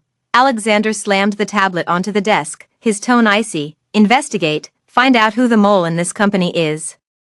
Soon Camille also saw the news on her phone and couldn't help but feel shocked. This news is very suspicious. Back then, when the Burton family faced disaster, these media outlets didn't make such a fuss. Now that the company's board has changed, they're making a huge spectacle. Before she could think further, the bedroom door suddenly opened from the outside, interrupting her thoughts. Alexander looked at Camille with a dark expression. "Change your clothes and come with me." Hearing this, Auntie Emily immediately prepared clothes for Camille, a move that made Camille frown instinctively. Alexander dragging her away to clarify things is normal.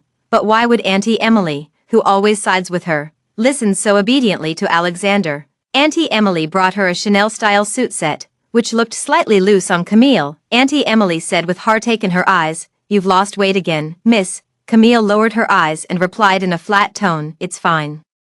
Alexander stood at the bedroom door, taking in everything with his eyes, his hand involuntarily tightening. What's wrong with him now? Why does he feel a tightness in his chest every time he sees Camille? An hour later, at the JK Group press conference, in the lounge, Alexander looked at the expressionless Camille and whispered, "You don't need to speak later, just sit there quietly." Camille turned her head to look at him, her gaze defiant. "I may have amnesia, but I'm not stupid.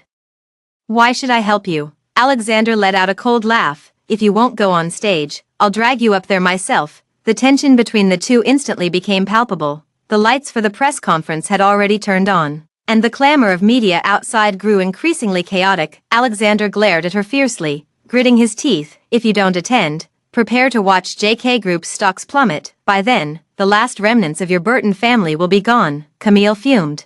"You?" Alexander chuckled softly in disdain, adjusted his bow tie, and turned to walk toward the press conference. Camille had no choice but to follow. The two appeared at the press conference one after another, with the media's barrage of cameras clicking incessantly at them. The barrage of media questions followed one after another. "Mr. Alexander, is it true that you betrayed the old Mr. Burton out of ingratitude to inherit the company, as rumored?" "Mrs. Camille, what are your thoughts on the initial sentencing of the Burton family? Rumors say that the Burton family now only has Ms. Camille left. Why did you choose to remain silent instead of fighting for power with your shares?" Camille sat there unheard by the entire party. Just as Alexander said, being a mere vase would suffice. Alexander held the microphone, looking completely at ease. "JK Group was the brainchild of old Burton. I earned his appreciation, and after he stepped down, he personally told the other board members to appoint me as the president. As for the malicious speculation from the outside, I hereby declare that it's all rumors." Camille listened quietly as Alexander spoke eloquently, a hint of mockery in her smile. Soon, the press conference was drawing to a close. Alexander deflected each of the reporters' questions one by one. Camille looked at the microphone in front of her and suddenly reached out to pick it up. Everyone. The media saw Camille suddenly speak up, and the cameras quickly focused on Camille. Camille had a fleeting glimmer of tears in her eyes as she said firmly, "As Benjamin's daughter, I must say one thing." The next second, Camille's microphone instantly lost sound. Alexander's face also turned frighteningly dark, but Camille ignored them completely and emphasized to the media, "Alexander is a fraud. He deceived the Burton family, deceived everyone, colluded with others, and is unworthy of being JK Group's president." As soon as these words were spoken, the entire room erupted in an instant uproar. The reporters' eyes lit up with excitement as they bombarded Camille with questions. Alexander grabbed Camille's hand forcefully and turned to drag Camille off the stage. After only a few steps, Camille suddenly collapsed to the ground, unconscious. This scene was captured by the vast majority of reporters present. With the sounds of shutters and flashes filling the press conference, Alexander changed his expression upon seeing Camille's pale face. He quickly picked her up and left the press conference. Inside a private hospital, Camille lay unconscious on the hospital bed. Alexander, currently seething with pent-up anger, suppressed his rage and asked the doctor, "What's her condition?" The doctor, looking at the test results in hand, replied, "She has a fever, low blood sugar, and some anemia. Her physical condition is very poor. It's best for her to stay in the hospital for a few days to recuperate before being discharged." Alexander pressed his thin lips together, glanced at Camille, then turned and left the ward. After taking just 2 steps, Catherine suddenly appeared and threw herself onto Alexander. She widened her eyes and stared at Alexander, her tone dripping with disgust. "I told you we should have dealt with Camille, Alexander. Now the internet is flooded with news and comments condemning you. You never should have kept her." Alexander instinctively furrowed his brows and pushed Catherine's hand away. "Let PR handle this. Is there anything else?" Unexpectedly, Alexander's reaction was so indifferent. Catherine had a momentary look of surprise on her face. Soon her expression twisted again. "Alexander, how can you protect the daughter of the enemy who destroyed your entire family?" At the mention of the Burton family and his own vendetta, Alexander grew visibly agitated, growing increasingly impatient with Catherine, who kept making noise non-stop. He instructed the bodyguard, "Guard the ward and don't let anyone else in." "Okay, Mr. Alexander." With that, Alexander strode away, leaving Catherine looking resentful. Catherine stared fixedly at Camille in the room. Why is it that even now Alexander still sides with Camille? But her family already helped Alexander get revenge. Why? JK Group, CEO's office. Alexander looked around at the circle of company executives, his brows furrowed with lingering anger. "After all this time, you still can't find anyone. Is the company keeping you all just to feed you for nothing?" At these words, everyone appeared trembling with fear, except for Devon. The office was completely silent, yet he stood before the crowd, boldly locking eyes with Alexander. "Mr. Alexander, you can't say that. We're all long-time employees of the company. No matter what, you shouldn't take your anger out on us. Instead of investigating our own people, Mr. Alexander, perhaps you should check if there are any loose ends in your own house." Devon's words were subtle, uniting all the executives here in the same camp while quietly shifting the blame onto Camille. Alexander narrowed his eyes and stared at Devon. Having always known he was a cunning fox, never expected to find himself stepping into his trap here. Only the board members and these company executives knew the inside story. The leak must have come from among them. The board has always treated stock prices as their lifeline. They wouldn't shoot themselves in the foot. Soon, Alexander thought of intercepting him at the hospital, targeting Camille to provoke Catherine. He realized this was Devon's way of putting him in his place. With a cold laugh, he spoke bluntly to Devon, his voice icy. "Seems I underestimated you. To secure this position, you're already making your move against me so soon. If you dare threaten me with these matters again, I'll make Camille the group president." The president's office was as silent as a graveyard. Everyone stared at Alexander in disbelief, wondering if their ears were playing tricks on them. Devon turned crimson with rage, pointing at Alexander and thundering, "You!" Quickly regaining his composure, he sneered, "Camille's shares are pitifully small. What can she possibly do in the company besides being a shareholder?" Alexander raised an eyebrow at him. "You think the shares aren't enough? What if you add mine? Would that be sufficient?" Devon was thunderstruck, too furious to even speak. Seeing Alexander's expression that showed no pretense, his anger flared even hotter. Alexander, no matter how Devon was annoyed, got up and walked straight through the crowd to leave, completely disregarding Devon's dignity. Meanwhile, inside the private hospital, Catherine had been stopped by the bodyguards for over 10 minutes. Her voice was sharp as she pointed at the 2 bodyguards and said, "I am Mr. Alexander's wife. Can't I even order you around?" The bodyguard replied expressionlessly, "Sorry, ma'am, we only take orders from Mr. Alexander." Catherine was about to lose her temper, but as she thought of her father's arrangements, her anger gradually subsided. After all, her father would soon gain a say in the company. And then she could enter this hospital room whenever she wanted. With that thought, she gave a cold laugh toward the hospital room and turned to leave. Soon, Camille also gradually regained consciousness. She frowned, looking around to confirm she was in the hospital. She only remembered that at the end of the press conference, she had spoken ill of Alexander, was dragged away by Alexander, and then fainted. Camille flipped through her memories, and upon careful consideration, she finally realized something was amiss. The reporter's questions were all very sharp, but their content diverged from the direction of the initial report. It felt like standing from the perspective of the Burton family victims to criticize Alexander. Camille lit up with recognition. This had to be either her brother's handiwork or Frank's. The court of public opinion was only a temporary setback. Alexander still stood unshaken with nearly half the shares in his grasp. Bang! A loud slamming door interrupted Camille's train of thought. She looked up and locked eyes with Alexander, his dark gaze meeting hers. Camille showed not a trace of guilt on her face. Instead, she gradually smiled. Did our Mr. Alexander suppress those news reports? Alexander grabbed Camille by the neck and said sharply, I underestimated you. After a few days of quiet, you take a bite out of me. As he spoke, Alexander's hand gripping Camille tightened continuously. Camille felt the air in her chest growing thinner, a faint stinging pain already creeping into her lungs. She struggled to speak. What? Now that you know I stand in the way of your ambitions, you finally decided to kill me too. Alexander paused, a fleeting look of shock crossing his face. Camille's gaze was icy, yet Alexander couldn't shake the feeling that there was a hint of sorrow within it. Was it because he laid hands on her? Alexander gradually loosened his grip. Staring blankly at Camille, Camille had tears in her eyes, clutching her fragile throat as if she was about to cough her lungs out. For a moment, she thought she was going to die. On the verge of death, she recalled fragmented memories, and those of Alexander. After finally catching her breath, she looked up at Alexander and asked, We were once together, weren't we? Alexander stiffened, his tone involuntarily sharpening. You remember. Camille observed this and sneered inwardly.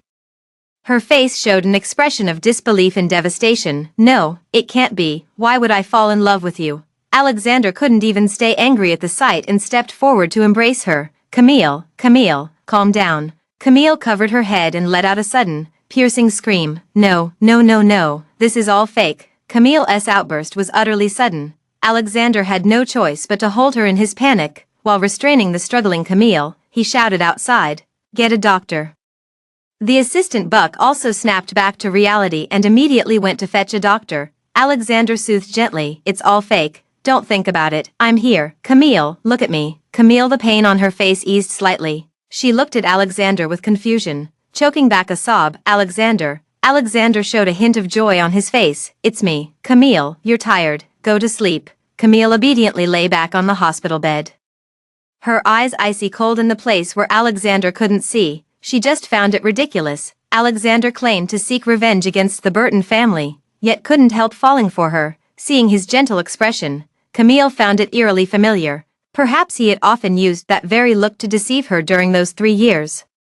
The doctor arrived quickly and, as a precaution, administered Camille a sedative. Alexander didn't let go of her, turning his head to look at the doctor. What's wrong with her? The doctor then noticed Camille's neck bruises and, masking his expression, explained, lack of oxygen can damage the brain. Based on the patient's condition, it's highly likely that something triggered her memory, causing the headache. Alexander pursed his lips, a flicker of guilt flashing through his eyes. Camille had seemed as fragile as glass just moments ago, as if she would shatter at the slightest touch, but the way she clung to his clothes made it seem as though she saw him as her only lifeline. Alexander couldn't help but curl the corners of his lips. He quite liked this feeling. Now the Burton family has only Kevin, that sewer rat, a Camille. He could easily lock her away and make her his exclusive possession. Thinking this, Alexander quickly made up his mind. He would imprison Camille. He would make her alone, turning her into a woman who could only rely on him. The ward was eerily quiet. Alexander held Camille tightly, a trace of madness flickering between his brows. Everything that happened in the ward was witnessed by Catherine, who was hiding around the corner. She stared at Alexander with an expressionless face, her eyes gleaming with cold light. In that case, Alexander couldn't be left alive either. Then let's send this pair off together. Catherine turned and left.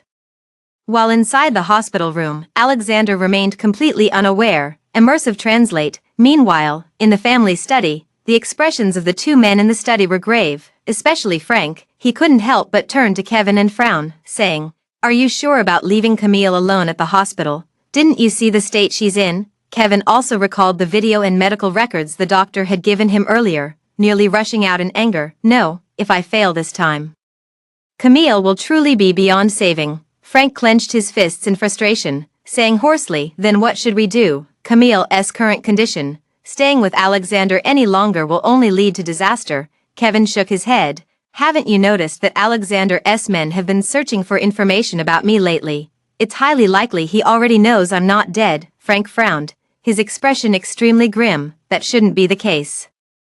Except for that time you met Camille at Burton's house. Kevin pursed his lips tightly, his tone grave. I'm afraid Auntie Emily by Camille's side is already Alexander's person. Frank held his breath. Now Camille was truly venturing alone into the dragon's den, isolated and without support. After struggling for a long time, Kevin took a deep breath and said, in that case, let's take the person out and make sure Alexander can't find them. Kevin didn't say this on impulse.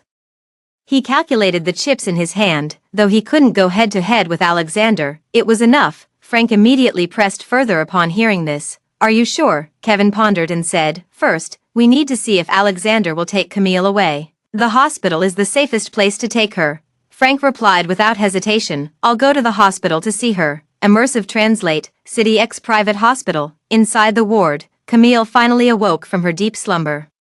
As she opened her eyes, she saw Auntie Emily and instinctively smiled faintly, saying, Auntie Emily, how long have you been here? Auntie Emily looked worried and said, I just arrived. Miss, sleeping this much every day will harm your health. Have something to eat quickly. As she spoke, Auntie Emily handed the warm porridge to Camille. Camille felt the warmth in her hands and smiled sincerely at Auntie Emily, saying, I'll take care of myself, as she sipped her porridge. Auntie Emily said beside her, Young miss, there's still no news from the young master. For now, it's best not to confront the master directly, or you'll be the one getting hurt. Camille paused for a moment, then whispered, Auntie Emily, let's not bring up my brother's matter again. She glanced at the two bodyguards standing at the door, her expression slightly cold. Auntie Emily also realized she had spoken out of turn and quickly covered her mouth, falling silent. After a moment, Auntie Emily tentatively spoke up, Miss, I overheard the master arguing with Catherine earlier. Catherine wanted to take action against you, but the master absolutely refused and even posted 2 bodyguards to prevent Catherine from entering. Camille composed her expression and sneered, the only reason he protects me is for his JK group. If something happened to me, there'd be no one left to suppress the public opinion surrounding the group. Auntie Emily felt a lump in her throat upon hearing this but said nothing more. At this moment, the voices of 2 bodyguards came from the doorway. Mr. Alexander. Camille looked up, meeting Alexander's deep gaze. Camille said coldly, What are you doing here? Come to strangle me again. Alexander remained expressionless, walking straight toward Camille. Get out. Auntie Emily turned pale but obediently got up and left the ward, as the sound of the ward door closing echoed. A fiery kiss sealed Camille's lips. Camille was so startled that her hand trembled, spilling the porridge onto the quilt. But Alexander didn't care at all, even reaching out to press Camille's head further to deepen the kiss. Camille stared coldly at the man, his expression blatantly showing he was thoroughly enjoying the kiss. It was utterly disgusting. Camille opened her mouth and fiercely bit Alexander's lip, instantly filling both their mouths with the metallic taste of blood. Their tongues tangled for a long moment before they finally broke apart, both panting heavily. Camille's first reaction was to raise her hand and slap Alexander hard across the face. What the hell are you doing? Alexander's face was struck to the side. But instead of getting angry, he smiled, turning his head to stare fixedly at Camille. Camille, wouldn't it be nice to stay by my side forever? Camille keenly sensed something unusual in his behavior and tried to move her body away from him. Alexander, you were willing to spend so much time avenging your family's death. Now that my family has been killed because of you, why should I stay with you? Alexander clearly wasn't listening. The only reason you still dare to oppose me now is because of Kevin, isn't it? Camille stiffened, unable to believe that Alexander actually knew about her brother's existence. As if pleased with Alexander's reaction, Alexander leaned down and encircled Alexander. I suggest you don't hold any expectations for Kevin, he'll soon be truly dead. Alexander's pupils constricted abruptly, gripping the sheets beneath him tightly. Unable to speak, Alexander whispered seductively by her ear, Stop struggling pointlessly. Be my missus. Camille snapped back to reality.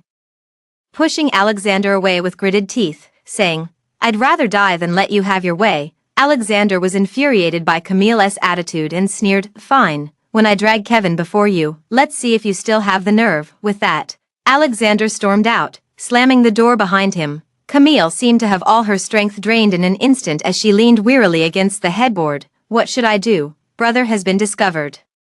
With our parents' bodies not yet cold in their graves, she continues to submit herself beneath our enemy. Sometimes she truly wishes she could just die and be done with it. Soon, there was movement at the ward door. Camille turned towards the voice and saw a familiar figure approaching her quickly. "Camille." Her eyes widened slightly as she recognized the person. As if remembering something, she stood up to shoo them away. "Go quickly, go tell my brother. Alexander has already found him. Hurry." Camille reacted intensely, and Frank's face was filled with heartache at the sight. He embraced Camille and gently reassured her. "Don't be afraid, your brother is fine. I'm here today to take you away." Camille suddenly looked up at him, her face wet with tears. Really, even in such dire circumstances, Camille couldn't help but feel a glimmer of hope at Frank's words. What if she wouldn't miss any chance to escape from Alexander? Frank draped his coat over Camille and led her out of the ward by hand. "I've diverted Alexander's men, let's go." Camille tightly gripped Frank's hand, her heart rate skyrocketing. All she could hear was the deafening sound of her own heartbeat. Just as the two were about to run out of the hospital lobby, the dimly lit space suddenly became as bright as daylight. A group of black-clad bodyguards immediately swarmed out. Surrounding them, Alexander stepped out of the crowd unhurriedly.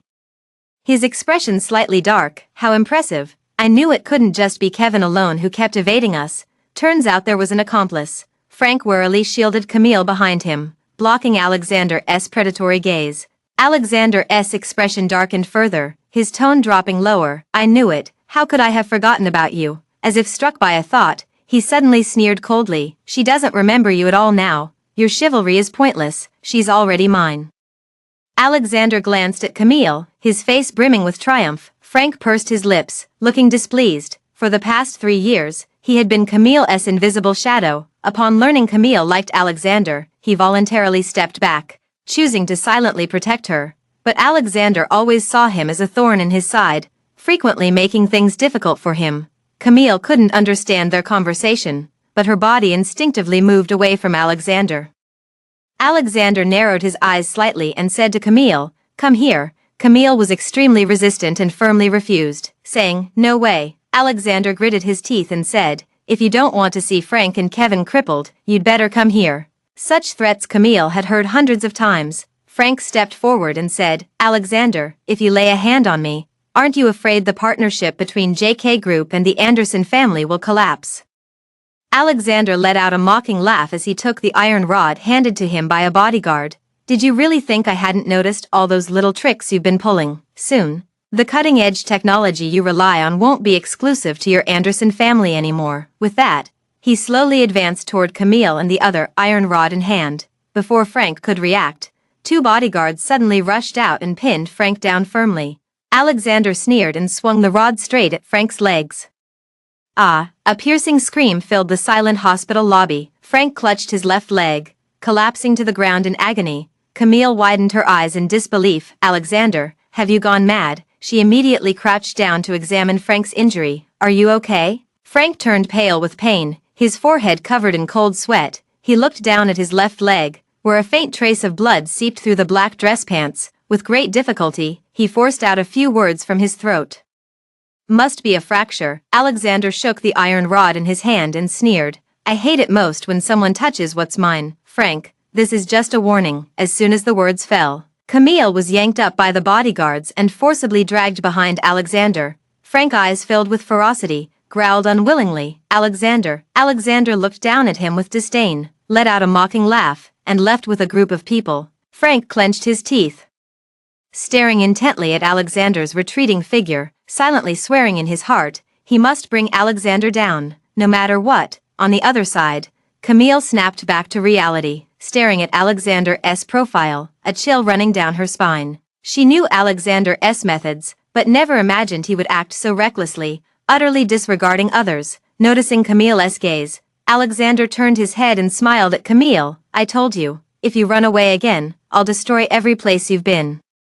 including the people. Camille bit her lip hard, glaring at him with hatred. You beast. Alexander's eyes darkened slightly, the curve of his lips devoid of any warmth. Even with amnesia, you're still the same. You called me a beast before you lost your memory too. Do you remember how I punished you back then? I forced myself on you. As he spoke, Alexander grabbed Camille's chin. Do you want to experience it again? Camille tearfully gritted her teeth and said, I'd rather die.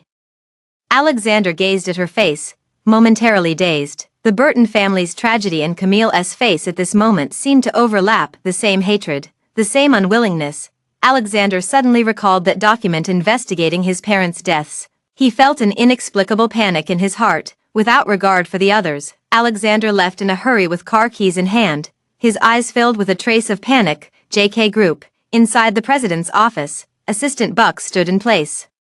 His heart filled with unease. Alexander had a dark expression, his words dripping with anger. What do you mean you still can't find anything? Assistant Buck lowered his head and replied nervously, we could only find some fragmented information. Nothing concrete enough to identify anyone. Alexander clenched his fist, knowing someone was deliberately muddying the waters, but who would obstruct his investigation other than the murderer, unless the ones who killed his parents back then weren't the Burton family at all. At this thought, Alexander felt his blood run cold. Impossible. It was Devon who personally told him the murderer was from the Burton family. He saw it with his own eyes and even produced his father's belongings from the suicide scene. Alexander froze. The ones who could obtain his father's belongings weren't just eyewitnesses. It could also be the murderer. He abruptly stood up and ordered his assistant Buck, investigate the family, especially Devon. Catherine must not be overlooked either. Right now, he only hoped things weren't truly as he feared. If it were true, then he and Camille. Alexander snapped back to reality and looked up to see his assistant Buck still standing there. He couldn't help but frown. What are you still doing here? Only to see assistant Buck no longer wearing a timid expression on his face.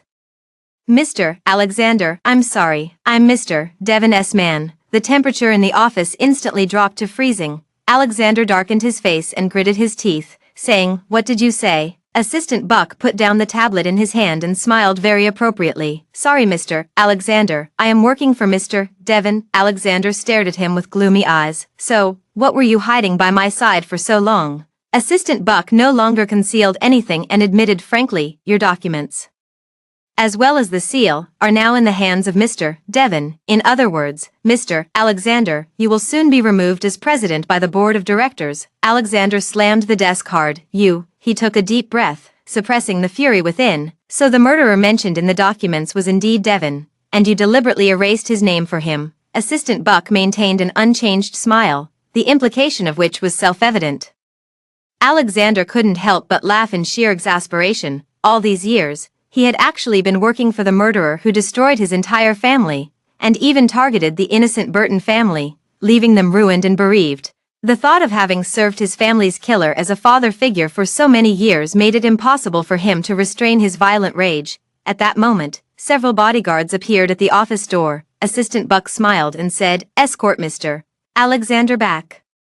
Immersive translate. Inside the private hospital, Camille was escorted back to her room by the bodyguards, where Auntie Emily had been waiting for some time. When she saw Camille's pale face, she hurriedly stepped forward with concern. Miss, are you all right? Camille kept thinking about Frank's injuries, her mind wandering at the moment. She glanced at the bodyguards stationed at the door, silently cursing Alexander twice in her heart. Supported by Auntie Emily, she returned to the hospital bed.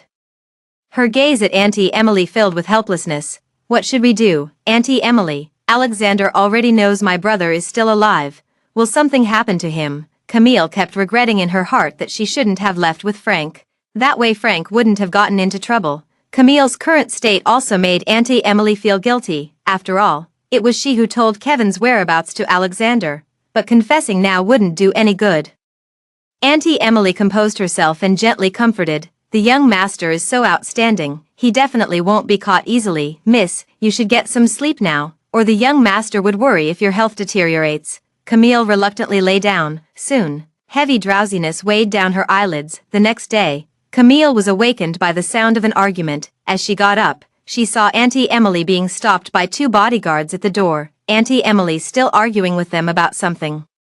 She listened carefully. Auntie Emily said angrily, I'm handling matters for the master. How dare you stop me? The bodyguard responded, "No one is allowed to leave now." Auntie Emily raised her voice, "I'll report this to the master." "Where is the master?" The bodyguards all fell silent at this moment. Camille was left speechless by Auntie Emily's words. What does it mean to work for Alexander? Isn't Auntie Emily a member of the Burton family? She whispered softly, "Auntie Emily." Auntie Emily paused noticeably at the sound but hesitated to turn around. Camille felt her breath catch at the sight, still unwilling to give up as she asked, "What you just said, it doesn't mean what I think it means, right, Auntie Emily?" Seeing no way to hide the truth, simply confessed, "I'm sorry, miss, I truly am Mr. Alexander's person." Camille rushed forward in agitation, grabbing Auntie Emily's collar and hissing, "So it was you who told him about my brother?" Auntie Emily guiltily turned her head away, offering no reply. Camille screamed, "Do you have any idea that by telling Alexander, you're signing my brother's death warrant?" Auntie Emily shed a tear, whispering "I'm sorry" repeatedly. Camille released her and sat on the hospital bed as if her heart had died. "Auntie Emily, leave, don't ever appear before me again." Hearing this, Auntie Emily was shocked. "Miss." Camille closed her eyes in disappointment and turned her back to her. The bodyguard, seeing this, chose to report everything to the higher-ups. Soon, an unexpected figure appeared at the hospital room door. "Catherine." The bodyguards immediately greeted the person respectfully, saying, "Ms. Catherine." Catherine waved for the bodyguards to leave. Auntie Emily was also taken away. "I never expected." "Camille, you look so disheveled now." Camille turned to look at her, her gaze icy cold. "What are you here for? If you're looking for Alexander, I don't know." Catherine let out a light laugh upon hearing this. "Why do you assume I'm here to see Alexander?" Camille frowned. "If not, then what? What else could you possibly want from me? Pretending to be close sisters is pointless now." Catherine crossed her arms and shook her head slightly. "I'm only here to tell you that Alexander is nothing more than a figurehead CEO now. The real power in JK Group lies with my father." Camille showed no surprise on her face, instead asking coldly, "So then, where have you people arranged for Alexander to go?" Catherine raised an eyebrow. "Let him go back to the Carter family and rest properly." Camille scoffed. Who would have thought that the wheel of fortune turns so unpredictably? She was previously held under house arrest by Alexander at the Carter family's place. And now Alexander is being confined by Catherine and the others at the Carter family's place. The height of irony, Camille looked up at her, speaking calmly. "So from the very beginning, you were just using Alexander, exploiting the Burton family's regard for Alexander to bring down the Burton family, and then destroy Alexander." Catherine put on a deliberately troubled expression. "At first, I genuinely liked Alexander. But what could I do? He chose to be with you. So now you can be stray dogs locked up together. Isn't that perfect?" Camille sneered. "So it was just a failed negotiation. How laughable." Catherine saw Camille looking so nonchalant, and it made her feel extremely irritated. She lifted Camille's chin with her slender, manicured nails and said, "If it weren't for Alexander, you'd already be underground reuniting with the Burton family." Camille curled her lips into a smile, showing not a trace of fear. "So you came here today to kill me?" Catherine's eyes flashed with a dark glint as her hand tightened. "As long as you live, the group will never know peace. You're in my way. Anyone who stands in my way shall die." Catherine forcefully shook off Camille, grinning viciously as she said, "When the time comes, we'll pin your death on Alexander, and my family will smoothly take over JK Group." Camille clenched her fists tightly, her eyes burning with fury. Soon, Assistant Buck handed a fruit knife to Catherine. Catherine chuckled lightly. "I'll give you a chance now. Go ahead and kill yourself. Make it quick." Camille looked at her as if she were a fool. "Why would I kill myself just to please you? Are you insane, or am I?" Catherine darkened her expression, threw the knife to the ground, and snorted. "Since Ms. Camille won't cooperate, Assistant Buck, you do it." Assistant Buck nodded in acknowledgement. "Yes, miss." Soon, Catherine left with her entourage, leaving only Assistant Buck and Camille in the spacious ward. As their eyes met, Camille smiled and said, "I never expected Devon to be so resourceful." Actually placing you by Alexander's side, Assistant Buck maintained a serious expression. "Ms. Camille, you flatter me." With that, Assistant Buck walked slowly toward Camille, pulling out a bottle of sleeping pills from his pocket along the way. Camille sneered at the sight. "You came well prepared." Assistant Buck smiled faintly. "This way, the young lady won't suffer as much in death." So, Assistant Buck opened the medicine bottle and poured all the pills into his palm. He stepped forward and covered Camille's mouth, forcing countless pills into it. Soon, Camille felt her limbs grow weak and her eyelids unbearably heavy. Her stomach churned violently, gradually, before her consciousness faded. She caught a glimpse of Assistant Buck's retreating figure. This time, she was really going to die, wasn't she? Great. Camille opened her eyes again, meeting a pair of worried eyes. Before she could speak, a flood of memories suddenly surged into her mind, nearly causing her to faint. Kevin saw her gaze become unfocused and immediately went to fetch a doctor. Brother. Camille was dazed, taking a long moment to snap back from her memories before murmuring, "Didn't I die?" Kevin's voice sounded by her ear. "Camille, how are you feeling now?" Camille blinked, and it took 2 or 3 seconds before she felt her brain start functioning again. She had just managed to connect the memories from this period with those from before, and was still feeling a bit dazed. Kevin helped her sit up against the bed, and only then did Camille realize she wasn't in the hospital. "Good thing I arrived in time, otherwise you really would have." Camille recalled what had happened in the hospital room that day and shook her head slightly, saying, "Alexander found you, and Devin and the others must know too. They might come after you soon. If my brother really dies because of me again, I truly won't be able to go on living." The siblings embraced, immersed in sorrow, when a knock was heard at the door. Seated in a wheelchair, Frank slowly entered the room with a warm smile. "Camille, how are you feeling now?"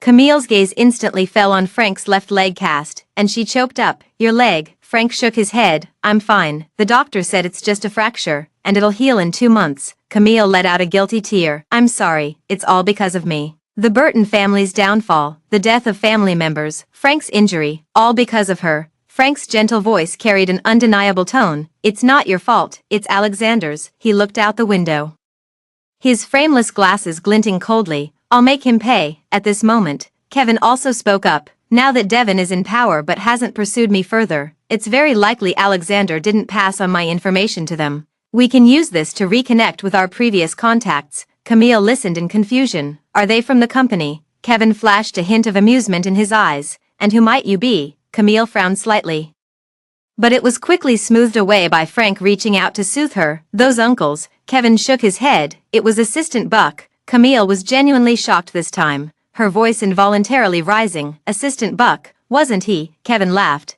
"If it weren't for him, how could you be at the Anderson family's place now?" Camille was completely stunned, stammering incoherently. "Why would Assistant Buck help us?" Kevin turned to look out the window, his voice thick with sorrow.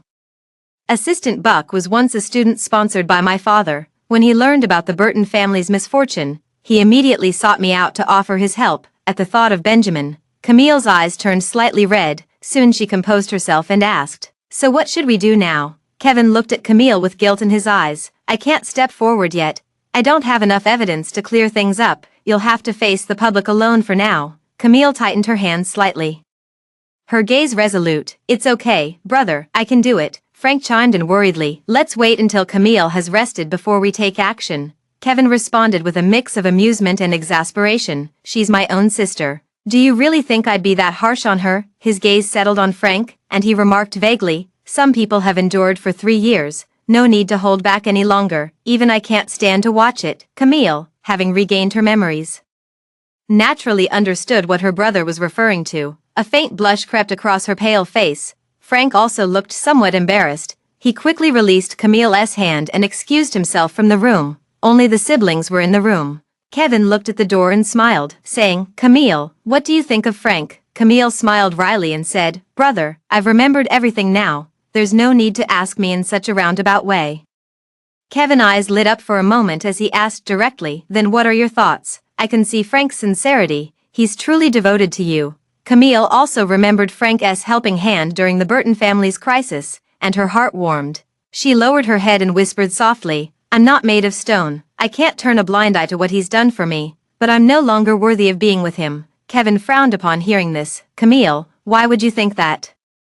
Even with the Burton family's troubles, Frank has never cared about social status. Camille shook her head. "No, brother, that's not what I meant." Kevin only then noticed Camille's collar bearing a fading fingerprint mark, his breath catching. His eyes gradually reddened as he pulled Camille tightly into his embrace. Heartbroken. "It's all right. Your brother is here for everything." Camille could no longer keep up the pretense upon hearing this, tears streaming down her face. "Brother, I'm so full of hatred. Alexander is nothing but a beast. He humiliated me in front of so many people. He's a beast." Listening to Camille's hysterical sobs, Kevin clenched the hand behind Camille's back tightly. He stared into the distance, his voice low. "Trust me, brother will avenge you," along with mom and dad's. Half an hour later, Camille had cried herself to exhaustion in Kevin's arms and soon fell into a deep sleep.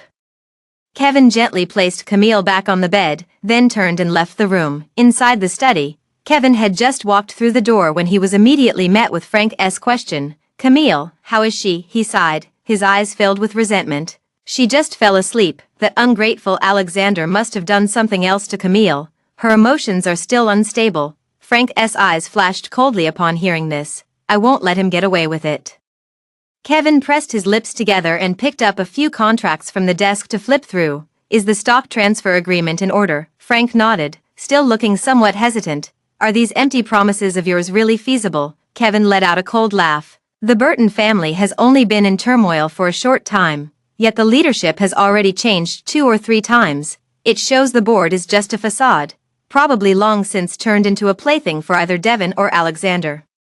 "It's time for a reshuffle," Frank pondered, then asked, "What about Camille? How do you plan to involve her?" Kevin spoke with a grave tone. "I intend to have her represent me in negotiations with those people." Immersive translate. The next morning, Camille opened her eyes with some confusion, only remembering after a few seconds that she had escaped Alexander's control. There was a knock on the door. "Camille, are you awake?" Camille got up and opened the door. "Brother, what's the matter?"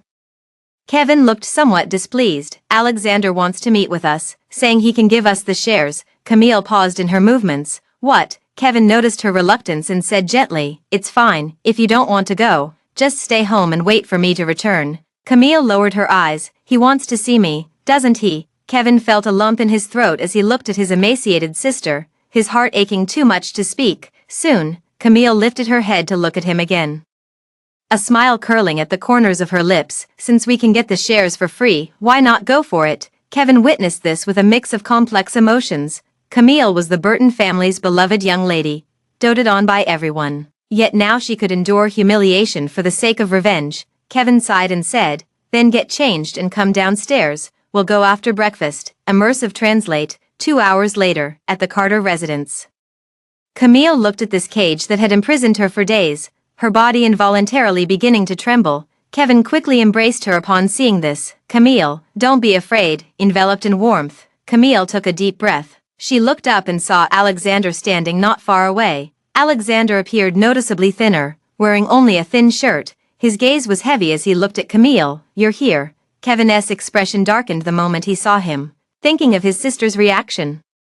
From the moment the two entered, Alexander's gaze never left Camille. His eyes seemed to glisten with tears, and the next second he turned away, saying, "Come in and talk." In the study, as soon as the three entered, Kevin warily asked, "Why is no one watching you?" Hearing this, Alexander paused mid-step and said self-deprecatingly, "Because in their eyes, I'm already a discarded pawn." Camille said coldly, "So the shares you mentioned were just a pretense?" Alexander turned to look at her, his tone tinged with urgency. "No, I do have shares, and once you obtain them, you'll quickly gain JK Group's decision-making power." Kevin had a cold glint in his eyes, feeling as if a fire was burning in his heart. "Devon has leverage over you. Evidence that you killed my parents. I'm not wrong, am I?" Alexander froze for a moment, instinctively observing Camille's expression. Sure enough, Camille's eyes were filled with hatred, so much that it nearly overflowed. Alexander struggled to speak. "Back then, I didn't know the truth. I truly believed Benjamin had killed my parents. I never expected it was actually Devon who was the thief crying stop thief." Camille didn't know whether to laugh or cry. Because of a misunderstanding, Alexander ruined her entire family and even treated her as a plaything, subjecting her to cruel abuse. Camille was furious and stepped forward to slap him. "You don't deserve to say my father's name." Alexander's head was knocked sideways, a bright red palm print quickly appearing on his left cheek. He closed his eyes in despair. He had long anticipated it. After what he did to the Burton family, Camille would never forgive him. Camille was so furious she nearly laughed at his resigned expression, as if he was ready to accept any punishment. She must have been blind to have ever fallen for such a thing. Kevin grabbed Camille and coldly demanded, "So when are you giving us the shares?" Alexander looked despondent as he pulled out a share transfer agreement from the desk drawer. On the last page, Alexander's signature was already in place. Kevin picked up the pen, but just as he was about to write, Camille stopped him. "Wait." Camille fixed her sharp gaze on Alexander and said, Devin already knows you've discovered the truth. How could he possibly let you transfer the shares to us? The two people in the room were stunned, realizing the validity of this point. Camille turned to look at Kevin. Brother, without these shares, do we have a chance to take back the company? Kevin pondered for a moment, then nodded. Devin isn't widely accepted in his position. In reality, the shares are still in Alexander's hands. Devin just exploited a loophole. Camille turned to leave upon hearing this. In that case, let's have Alexander write a guarantee, ensuring he won't use these shares to support the Sue family. Kevin also thought the plan was feasible and looked up at Alexander. In that case, write a guarantee. I don't trust you. Alexander let out a bitter laugh and mocked himself. It's my fault for misjudging people. Compensating you now is only right. Hearing this, Camille couldn't suppress her anger and snapped. Compensation? Alexander, have you no shame? When my father took you under his wing, what did you have? Everything you possess now was given to you by the Burton family.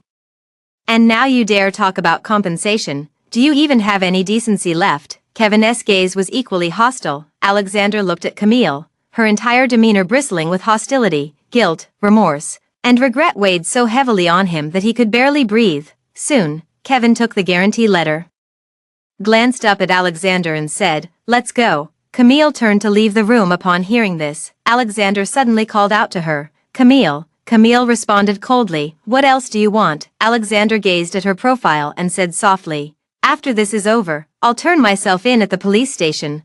Camille didn't respond, only let out a cold laugh before walking away briskly.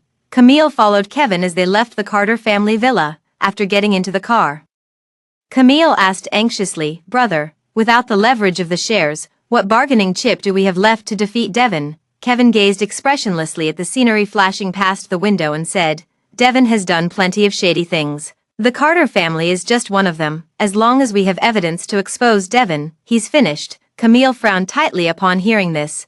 But the incident with the Carter family alone happened years ago. Would there still be any evidence? Kevin chuckled lightly and reached out to pat Camille's head. Silly girl, do you really think your brother wouldn't be prepared? Hearing this, Camille's eyes lit up. Brother, you've already found it. Kevin nodded. When I was first taken in by Frank, I didn't know about this either. I kept thinking of reaching out to the uncles who were close to my father, but Kevin let out a cold laugh. Camille could guess what had happened. Those people were purely profit-driven. Seeing the Burton family fall, they swiftly cut ties to avoid getting burned. Kevin seemed to recall something, his expression suddenly turning grim. If they had just stood by and watched, that would have been one thing, but they actually tried to take a share of the spoils. Camille frowned slightly. So what do we do now? Kevin gazed ahead and whispered, We're just missing the final piece of key information. Frank is already investigating it. We should have the results by tonight. Immersive Translate. Late at night, inside the study, the Burton siblings had been waiting in the study for a long time. Finally, the study door opened. Frank rushed over with a thick stack of documents. We found everything. Hearing this, Camille and the others' eyes practically lit up. Kevin quickly stepped forward. That's great. Well done, Frank. Frank shook his head. No need to be so polite with me. I'm just glad I could help. The three of them looked through the materials in their hands, which were all about Devin's shady dealings over the years with small businesses and the Carter family, among others. Camille never expected that Devin, despite being so tightly controlled by his father all these years, could still commit such heinous acts. After finishing, the study fell into a brief silence. After a moment, Kevin said to Camille, Print several copies of these documents. Tomorrow, Camille, take these materials to confront Devin. First, propose terms like asking for shares or entry into the company as a trade to lower his guard. Camille nodded. I understand. Kevin continued. I'll organize this evidence and send it to the police. Meanwhile, we'll coordinate with the media in advance, having them wait downstairs at the company to capture the moment Devin gets arrested. Immersive Translate. The next morning, JK Group CEO office. The secretary entered the office with a complicated expression. Mr. Devin, Miss Camille wants to see you. Catherine was sipping coffee when she heard this, looking astonished. Miss Camille. The secretary nodded nervously. Yes, it's Camille. Devin suddenly let out a scoff. What does she want? To beg for mercy. Catherine also responded with a disdainful smile upon hearing this. She glanced at the secretary and said dismissively, Let her in. I want to see what tricks she can still pull off. Now the entire JK Group belongs to her Sue family. Camille, a mere young lady, could hardly turn the tide and snatch victory from the jaws of defeat, could she? This is simply the biggest joke of all. Soon, a knock was heard at the office door. Camille was dressed in a custom-tailored suit, smiling. "Uncle Devin, oh no. I mean Mr. Devin, did you miss me?" The atmosphere in the CEO's office was tense and charged. Devin leaned back in his chair, squinting slightly as he openly scrutinized Camille. Catherine, unlike her father, couldn't contain herself. She stepped forward, grabbing Camille's wrist and gritting her teeth as she said, "What are you doing here?" Camille swiftly shook off the hand, her expression defiant. "I'm here to see Mr. Devin. Don't let just any random nobody try to talk to me." Catherine was so furious she almost exploded. "You bitch." As she spoke, she raised her hand to strike Camille. Devin sharply ordered in a low voice, "Stop." Catherine turned around in shock to look at Devin, protesting indignantly. "Dad. How can you indulge this bitch?" Devin stared fixedly at Camille and said in a deep voice, "Miss Burton wouldn't be so brainless as to rush here just to vent, would she? What do you want?" Camille walked to the desk with a smile and took out 2 documents from her bag. "I think the contents of these 2 documents will interest Mr. Devin." Devin looked at the documents, unable to see through Camille's intentions for the moment. He opened the file with skepticism, only for his expression to drastically change the next second. "How could you possibly know?" The file slipped from his hand, its contents unmistakably revealing Devin's evidence of forcing Alexander's parents to their deaths. Catherine also sensed something amiss. Picking up the file and taking a closer look, her face instantly turned pale. "How could?" Camille maintained a perfectly composed smile. "Well, Mr. Devin, are you satisfied with my fire goods?" Devin broke into a cold sweat. Eyeing Camille warily, he realized he had underestimated this Burton family young lady who never interfered in company affairs. The next second, Camille clapped her hands, and 2 secretaries walked into the office carrying a stack of documents. Devin widened his eyes in disbelief, his voice stammering. What is this?" Camille smiled with deep meaning. "If you don't want others to know, don't do it in the first place, Uncle Devin. Have you forgotten what you did before?" She turned sideways and gestured towards the 2 stacks of documents. "These are all Uncle Devin's past wrongdoings and evidence, you see." Catherine never expected that the seemingly naive young lady Camille, who had always appeared innocent in front of her, would now strike at their weakest point with such precision, leaving her momentarily frozen. Devin could no longer stay seated upon hearing this. He quickly strode towards Camille and snatched the documents from the secretary's hands. Tossing them aside, "You think these old, rotten matters can bring me down? Dream on." Devin flashed a vicious glare in his eyes, grabbing Camille's hand. "Guards, come in and keep an eye on this woman." As soon as the words fell, several black-suited bodyguards poured in through the door, surrounding Camille in a circle. Devin immediately tried to leave the office to find someone to clean up his mess. Camille saw through Devin's intention and couldn't help but laugh. "Mr. Devin, you don't actually think you can clean up all those matters in just a few days, do you?" Devin turned around upon hearing this, seeing Camille's disdainful expression. Veins bulged on his forehead as he raised his hand to slap Camille. At that moment, the office door opened again. Kevin walked slowly into the office wearing a well-tailored custom suit. Followed by a group of people, he glanced around and walked over to Camille. "Let me see who dares to lay a finger on the Burton family's young lady." As these words were spoken, everyone present instinctively held their breath.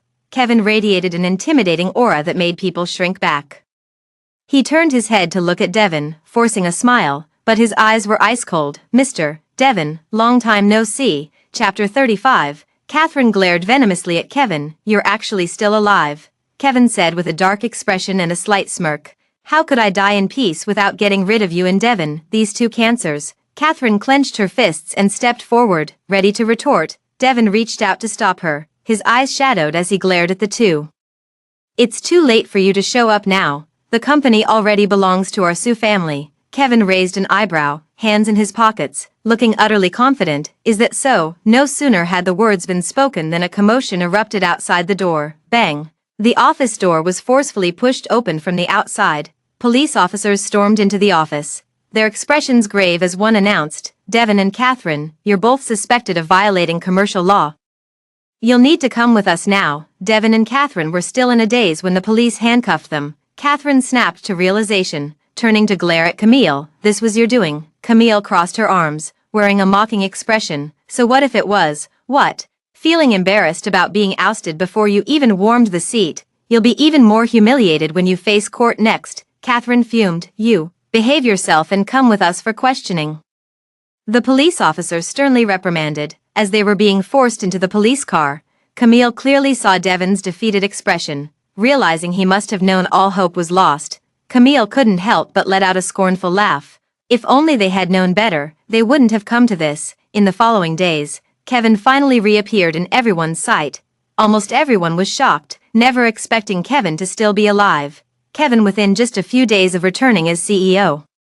He carried out a sweeping overhaul of the board with decisive actions. From then on, JK Group was back in the hands of the Burton family. With the company matters settled, what remained was the feud between Alexander and the Burton family.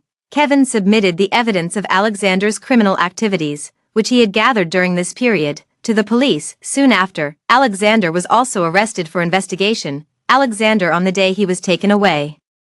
His gaze at Kevin was filled with reluctance, as if parting from someone dearly beloved. To this, Kevin could only feel disgust. After dealing with Alexander, the siblings visited the crematorium once more. Upon learning that their parents' ashes were still intact, both of them felt a deep sense of relief. Back then, Catherine had taken Kevin to that suburban forest merely as a ruse to provoke Camille. The two buried Mr. Burton and Ms. Burton's ashes in a private cemetery. Finally feeling their heavy hearts at ease, as they stood before the new gravestone, both of them had tears welling up in their eyes. Mom and Dad, we've avenged you. Rest in peace now. Brother and I are doing fine. Don't worry about us. After venting their emotions at the cemetery for a long time, Frank found them with severely swollen, red eyes when he came to pick them up. Afterwards, the Burton family's old mansion began reconstruction, and everything started moving in a positive direction. Late night, in the study, Kevin looked grave, unwilling to give up. Are you really not considering staying with the company? Camille shook her head. You can handle it, brother. I don't want to add to your troubles. Frank chimed in to explain. There's no need to rush this now. Let Camille catch her breath first. As for Alexander's previous matter, I think it might be good to consult a psychologist. Kevin asked with a concerned expression. Camille, are you okay? Camille smiled and said, I'm fine. Kevin nodded. Then I'll save a spot for you. You can come back anytime when you're ready. Frank chimed in. Don't worry, I'm still here, aren't I? Kevin raised an eyebrow at him, smiling without a word. The two men seemed to be secretly communicating with their eyes. Meanwhile, Camille looked at them in confusion. What were these two planning now? That day, JK Group Vice President's office. Camille was handling the documents in her hand when the office door was gently knocked. Without looking up, she said, Come in. As the door opened, a burst of noise came from outside. Camille looked up at the sound and instantly widened her eyes. Ahead, Frank stood at the forefront, holding a vibrant bouquet of red roses in his hand. Behind him, a group of company employees watched her with excited gazes. Camille hesitantly asked, You? Frank approached with a smile and knelt on one knee before her. Camille, I know a lot has happened, and you might still be processing everything, but I don't want to wait any longer. I can't bear to see you cry anymore. I want to be the one who stands by your side and protects you always. Camille was momentarily speechless, but the people around them had already started cheering. A senior employee at the company saw the situation and shooed everyone out. Leaving the office for the two of them alone, after a long moment of silence between them, Camille bitterly asked, Don't you mind that I was previously imprisoned by Alexander? Frank's gaze was resolute. I chose you, not anything else. If a man would give up on you for such shallow reasons, he never deserved to be with you in the first place. Camille's eyes reddened slightly as a single tear uncontrollably rolled down her cheek. She slowly reached out, choking back a sob, and said, I will marry you. Immersive translate. Over the next month, Camille and Frank began preparing for their engagement party. It was said that Frank couldn't wait to announce their relationship to the world, but Camille just found it amusing. During the preparations, Alexander's sentencing results were finally announced. Regarding this, Kevin didn't hide his disgust at all, saying, He hasn't given up yet and insists on seeing you.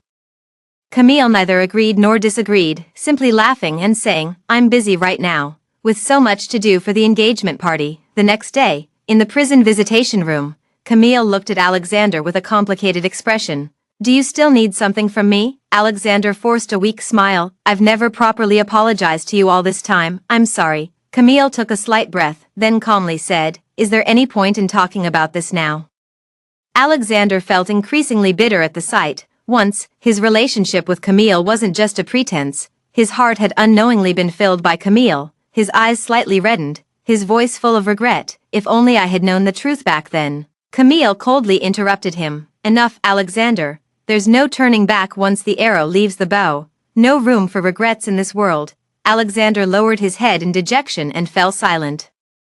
Camille gazed at him for a long moment before finally pulling out a gilded invitation from her bag. Though you can't come, I still wanted to tell you. Frank and I are getting engaged. As the words fell, Alexander looked up at her in shock. His pupils trembling, he wanted to say something, but his lips parted and closed without uttering a single sound. Camille stood up, turned around, and said, "You should focus on reforming yourself from now on. I hope we never meet again." With that, she left without hesitation. By the roadside, Frank stood by the car, and the moment he saw Camille, the corners of his lips curled up instantly. Camille responded with a smile, taking his hand in hers. "Let's go." Half a month later, on the day of the engagement banquet, Camille sat in the lounge flipping through documents. Frank walked in and couldn't help but feel exasperated at the sight. He reached out to take the documents, saying, "You're still handling work on your engagement day."